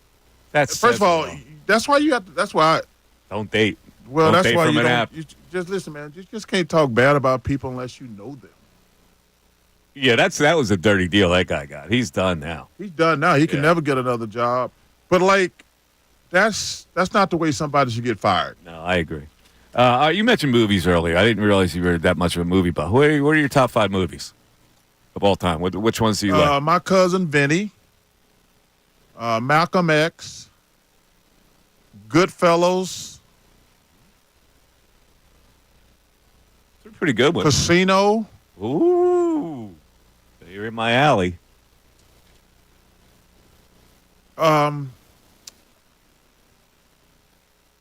Shawshank Redemption, Bronx Tale. Bronx Tale is amazing. You like the Bronx Tale, huh? No Godfather yet? Godfather 1. Godfather 1, I agree. The Godfather 2 was just a ripoff. Rush Hour. I love with Jackie Chan. Oh, Rush Hour. Yeah, him and Chris Tucker were Chris great. Tucker. The first 2 were good. The third one was a cash grab. It was just brutal. Interesting. Yeah. It's an interesting variety of movies. There. Well, I'm glad you got have Casino variety. in there. You got to have a variety. Goodfellas and Casino are probably the 2 best mob movies ever. Joe Pesci's performance in Casino. Oh, it was unbelievable. And shout out to the late, great Ray Liotta. He was amazing in Goodfellas. Yeah. That's a good list. All right, let's go back to the phones. We got Aaron in West Philly. Aaron, go ahead. You're on with Chuck. Yeah, hey, Chuck. What's up, Big Charles? What's up, Brand? How you doing? Man, I love you, bro. Listen, man, you breaking my heart with the Brad Daugherty stuff because I wanted them to draft him. Maybe I'm 58, man, so I know all this stuff. But I want to talk about something, man, because you got drafted 84, right? Yes, sir. Okay, I had a problem with this player. Y'all had the first 2. Y'all had 4 and 10. No, 5 and 10. I know it. No, hey. Oh, 5. Yeah, 5 and 10. 5. Okay, yep. Okay. But Leon Wood, man, how is he as a person? How you think he was as a ball player? One of my great friends. He's an NBAF today. NBA ref. Yeah. It wasn't a great pick. Okay. It was. Hey, listen. This guy's a great friend of mine. But he was a good college player. He was a good college player. Yeah, Cal State Fullerton. And I love Leon as a friend, and he's going to have a magnificent career. He was on the Olympic team. It wasn't a good pick at 10. Now, I would have to go back and look. Oh, I got it right in front of me. Who they passed up? I'm going to tell you who it should have been. Go ahead. John Stockton. Stockton was picked 16th. So but you know who else was picked? Temple's Terrence Stansbury, who had a decent career. But if we needed a good player, Terrence Stansbury is a good player. But if we needed a point guard, which he was, first of all, that John Stockton would have been a perfect successor to Maurice Cheeks. Yeah, a lot of teams missed on Stockton. Yes. But this is what I'm trying to say. I don't think you can miss. This is what I'm trying to say, Charles. Go ahead, brother. With you, Barkley, with you, Stockton, and Brad Daugherty, y'all could have beat the Bulls. Oh, I like our chances. You see what I'm saying? Yeah. Six has been a snake-bit organization for years. And I'm so frustrated with them. So I hope this year they do good. And I thank you, Charles, for saying that they're going to be good this year. I think they're going to the finals. Oh, well, we'll see if that happens. That draft is a legendary draft, of course. Keem goes first. Bowie, Jordan. Perkins was 4. You were 5. You know who was after you at 6? Melvin Turpin. Melvin Turpin from Kentucky. And then Alvin Robinson. Yep. Good player. Lancaster Gordon went 8th. Louisville. Otis Thorpe. Oh, had a heck of a career. Had a long career. Leon Wood went 10. Kevin Willis, 11. Tim McCormick, 12. I played with Tim. You did. Tim played here. Yeah, that's right. Jay Humphreys went 13. Michael Cage, 14. Terrence Stansbury, 15. Stockton, 16. Jeff Turner. Vern Fleming went 18. Solid player. Yep. And then nobody really. Tony Campbell. You can't mess up top 10 picks though. No. All first rounders. This is just my opinion. All first rounders should be a starter. I truly. All of them from what? Like even in the back 20? Yeah. Yeah. I don't know. Yours was a solid draft and it dropped off after. You don't tell me that. I'm not saying that you can own every team, but a first round pick, if you're one of the 20 or 30 best college players, you should be a starter in your career. You're not drafted like second round, third round. Those guys are backups. If you're one of the 30 best players coming out of college, you should be a starter. I don't know. In any sport. Is it ever going to get better than that top part of that draft in '84? Elijah Bowie didn't. People always try to Jordan, compare Perkins, others and to Barkley. us. Man, that's potent. Yeah. That's potent. All right, let's get Alonzo. He's calling from McGuire Air Force Base. Alonzo. Oh, Alonzo. Oh, Alonzo's not there. It's a shame. He was stationed in Phoenix when you got there. He said. That was crazy when I got to Phoenix. Why? Because I was uncomfortable being so big there. Yeah? Because we didn't have other sports teams. Yeah? So the one thing that I actually liked about Philly, and all guys like this, man, when I was here, the Eagles, the Flyers, the Phillies.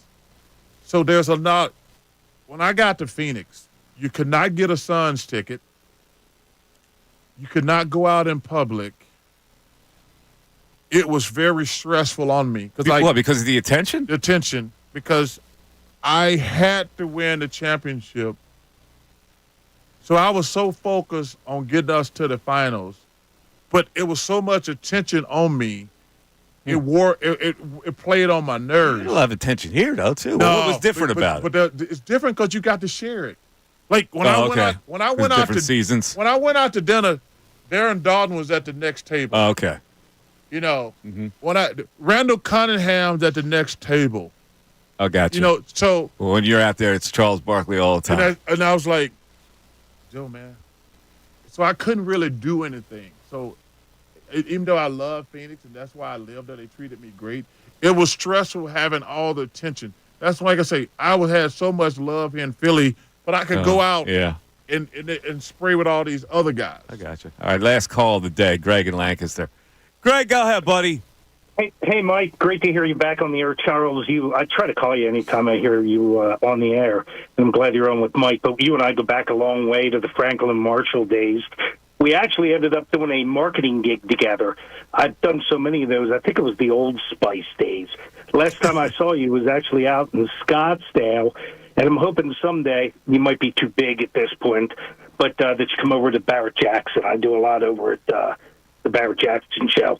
So I'm over at the Old Eden Resort. Fred Carter and Jimmy Lynam are in the arcade room with us. We're all college age. We're revisiting this back in 1992, by the way. Got to be quick on this, Greg. We're running out of time. Sure. Go ahead.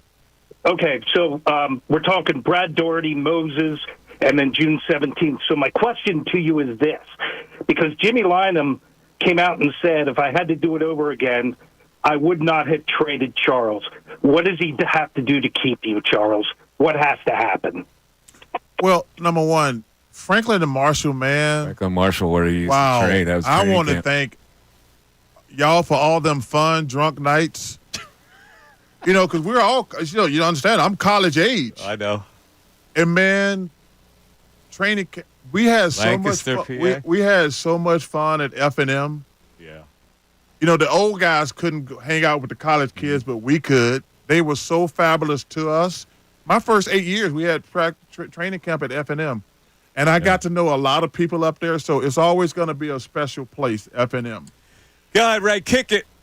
Now, closing arguments on the Mike Missanelli Show. This is the last Brought to thing you we'll by talk about Lowenthal today. and Abrams Hey, my Injury man Attorneys. from Injured in an accident, call McGuire Air Force tried to call back. 877-676-LAWYER. Alonzo, thank you for reaching out, brother. LowenthalAbrams.com. All right, so closing argument today, all the things Charles was wrong on. He was wrong on the stadium, the new arena being built downtown. Oh, my God, there you go But again. he was right on a lot of stuff, including this is a golden time. Hey, have y'all asked Philadelphia. the fans what they thought about the arena? Are y'all just going to be a bunch of rich people making No, decisions? they're all like you.